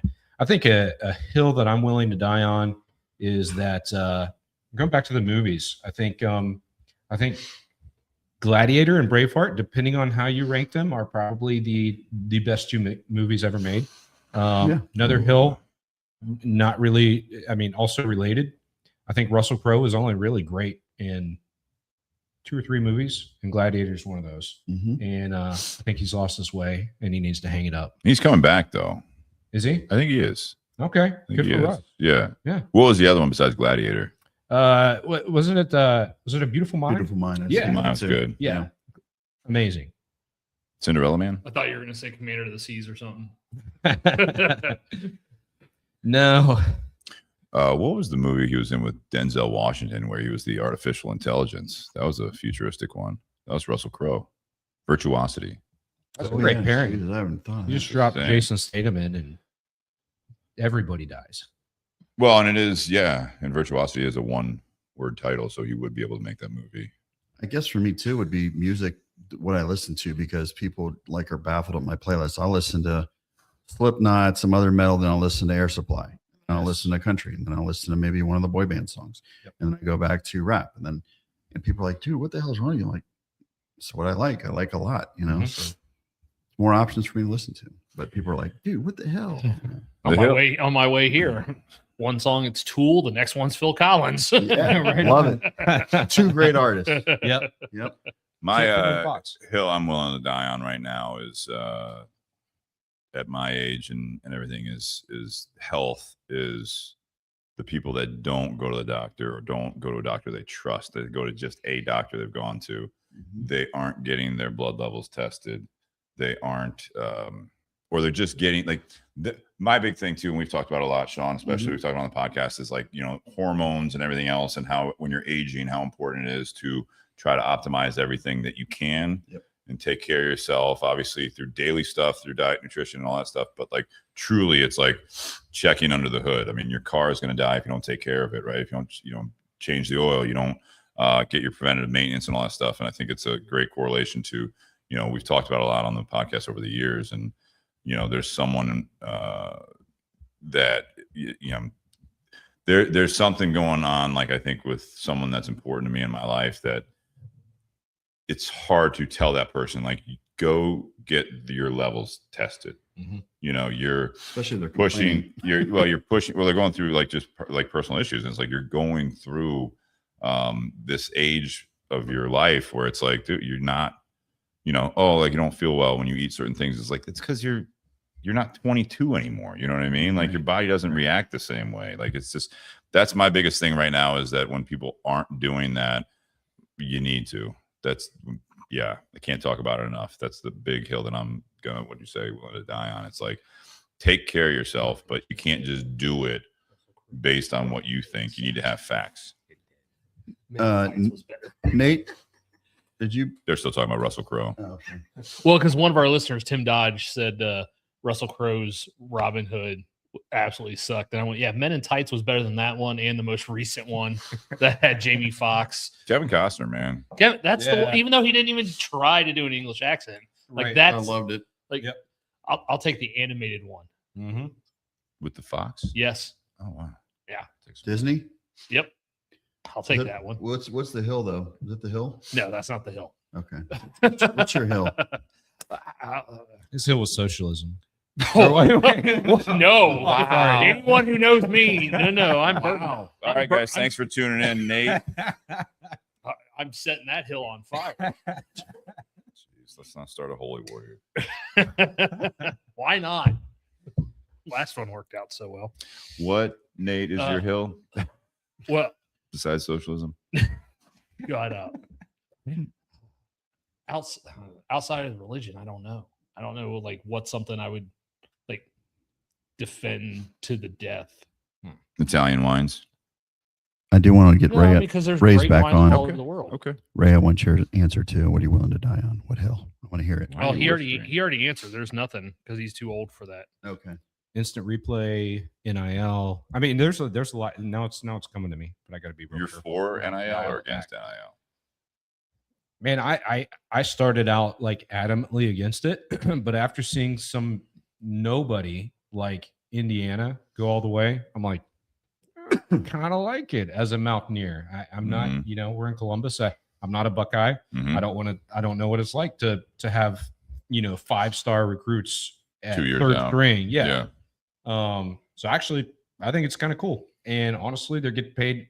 They're professional athletes in my opinion. Might as well pay them anyways because they're already getting paid, and then they would get busted for it, or you know, God knows what else. I Plus, you have think different teams winning every year, not the same Yeah. Alabamas Yeah, and shit it's or Ohio interesting. States. It's I interesting. think NIL started with great intentions in terms of like players being able to get enough food, be able to get, you know, stuff, to be able to take care of themselves and stuff like that. Or, well, because it used to be the NCAA limited like how much food you were allowed to feed these guys. Yeah, there's a lot more injuries now that they're being taken care of, just So, like in pro sports. or, you know, and so I think the way that was initially set up was good. I think because there was almost no restrictions. Now these teams are just pushing it all the way to the limit, and that's where, you know, paying players Well, then everyone $4 or $5 transfers. million. Then there's a transfer college. portal. Mhm. That's a Yeah. whole Oh, beast. transfer portal. Yeah, get rid of that. I'm not playing. I don't. I'm Are they even going to class anymore? Why is it a college team? Wasn't it Cardell Jones who said, "I ain't here to play school"? That's what I'm saying. Like, Yeah. it's like at this At least he point, was honest. I mean, Exactly. Yeah. at this point, just get them unaffiliated from the schools, and they're just like a minor league. You know, like it's a recruit league. I mean, like it's a joke. They're like paid mascots at this point, in my opinion. I remember taking And the mascots should be paid. I remember taking Swahili in college because I sucked at every other language, and it was easy. And like half the football and basketball teams were taking it too. It was awesome. Swahili. Who jumbo me That's bomb? awesome. See, I remember that. Did you have a hill, Nate? Outside of religion, no, not really. I don't think I said that. Like, I don't know that there's anything I believe so fervently that Financially? You used to have some strong opinions on like finances. there's stuff that I would or would not do, but I would not force that upon others. I might make recommendations, but I'm not going to live my way the way I see fit to our household's benefit. And it works for us. And I think it worked for everybody, but I'm not going to force other people to live that way, because I also acknowledge that people have the right to make mistakes. And it's like, all right, you want to go skydiving without a parachute? Go right ahead. I'll give you advice against it. I'll show you some statistics that say that's a really bad idea. If you want to do it, go right ahead. I'm not going to stop you. I might try and talk you out of it. So you're not going to even die on that hill of skydiving with a parachute? It's really stupid. Fair. It's a really bad idea. I'm not going to do it, but if you want to do it, go right ahead. I'll see you at your funeral. Well, yeah. Maybe. Yeah. You're There's going a to risk. die on that hill. There's a You're risk. going to die under the hill. Yeah. Probably closed casket. Unless you're a Red Bull athlete, and then Or they can donate. like, with your Travis organization. Pastrana. No, Yeah. There's nothing left, man. You can't donate after that kind of accident. Yeah. Those organs are no good. Anything like superficial, like I have one, but I Pineapple on really can't pizza. talk about it on the oh podcast. yeah, that's a good one. I work for a bunch of Italians. Yeah. What was that? Shawn said superficial. I was like, pineapple on pizza. Nah, Mhm. you can't talk Oh, about the yeah, podcast. that's a good good idea. Macaroni cheese on with ketchup. Nope. Oh, I eat that my whole life that way, and it's hard not to do it. Or with barbecue sauce. Can't eat it plain. There's a good one. It's It's gotta a be good way to end the show, really. Yeah. Macaroni cheese with ketchup. What, Heinz? Oh yeah, it's got to be. It's got to be the Heinz. Yeah, Original 57. yeah. It can't be that cat soup or Yeah. some generic. Not a version. Hunt's guy? Nah, Too sweet. it's not the same. Yeah. They spell it incorrectly. It tastes Well, weird. Ketchup's a trademark, I believe. But they spell it CATSUP, Mm-hmm. and then never mind. No, if That's you a want to get it tangent. out, I mean, I feel like you have a lot to get out. Nope. I just Heinz is my shit, man. I don't like if I go to a barbecue and they're like, "We got catsup," I'm like, "Got mustard?" Nah, I plain. Not a fan. Well, that's deep. I'd said superficial. Oh. Ryan, thank you for being here. Yeah, man. Sorry Absolutely. for It the was derailment. at really the end there. cool. nope. This is A how lot we of the roll, man. derailing was on me. So That's how we roll, baby. We always derail. Yeah. So for those that are listening now, we have a few more listeners towards the end because they're up late or whatever. Just one little recap of kind of where they can get Roots cigars now and hopefully elsewhere. But what's coming up for Roots cigars? yeah, so right now it's a little difficult to find. You can go check us out on rootcigar.com. You will see that the shop is closed, unfortunately. So we're going to get creative and try to create some swag and different things that people can get into. But once the product's back, it's gonna get wild. We got some shows we're getting ready for, and obviously that fall drop. We're on Instagram, we're on Facebook. Just slowly plodding along, building a following organically. Really not taking any shortcuts. So hopefully we'll be around for a while. When you do get the new shipments, will you have an abundance of cigars? will. Okay, good. Big Yeah. order. Yeah, very big All right. for us. Perfect. Shawn's thinking road trip. That's right. Oh yeah, Yeah. Cheers, gentlemen. Fire Happy home. Whiskey Wednesday. Ryan, thank you very much. absolutely. We'll see you guys back Thank here you. in 2 weeks. Thank you very much. Share the podcast. It'll be on the audio here shortly in the next couple days. Cheers. Later.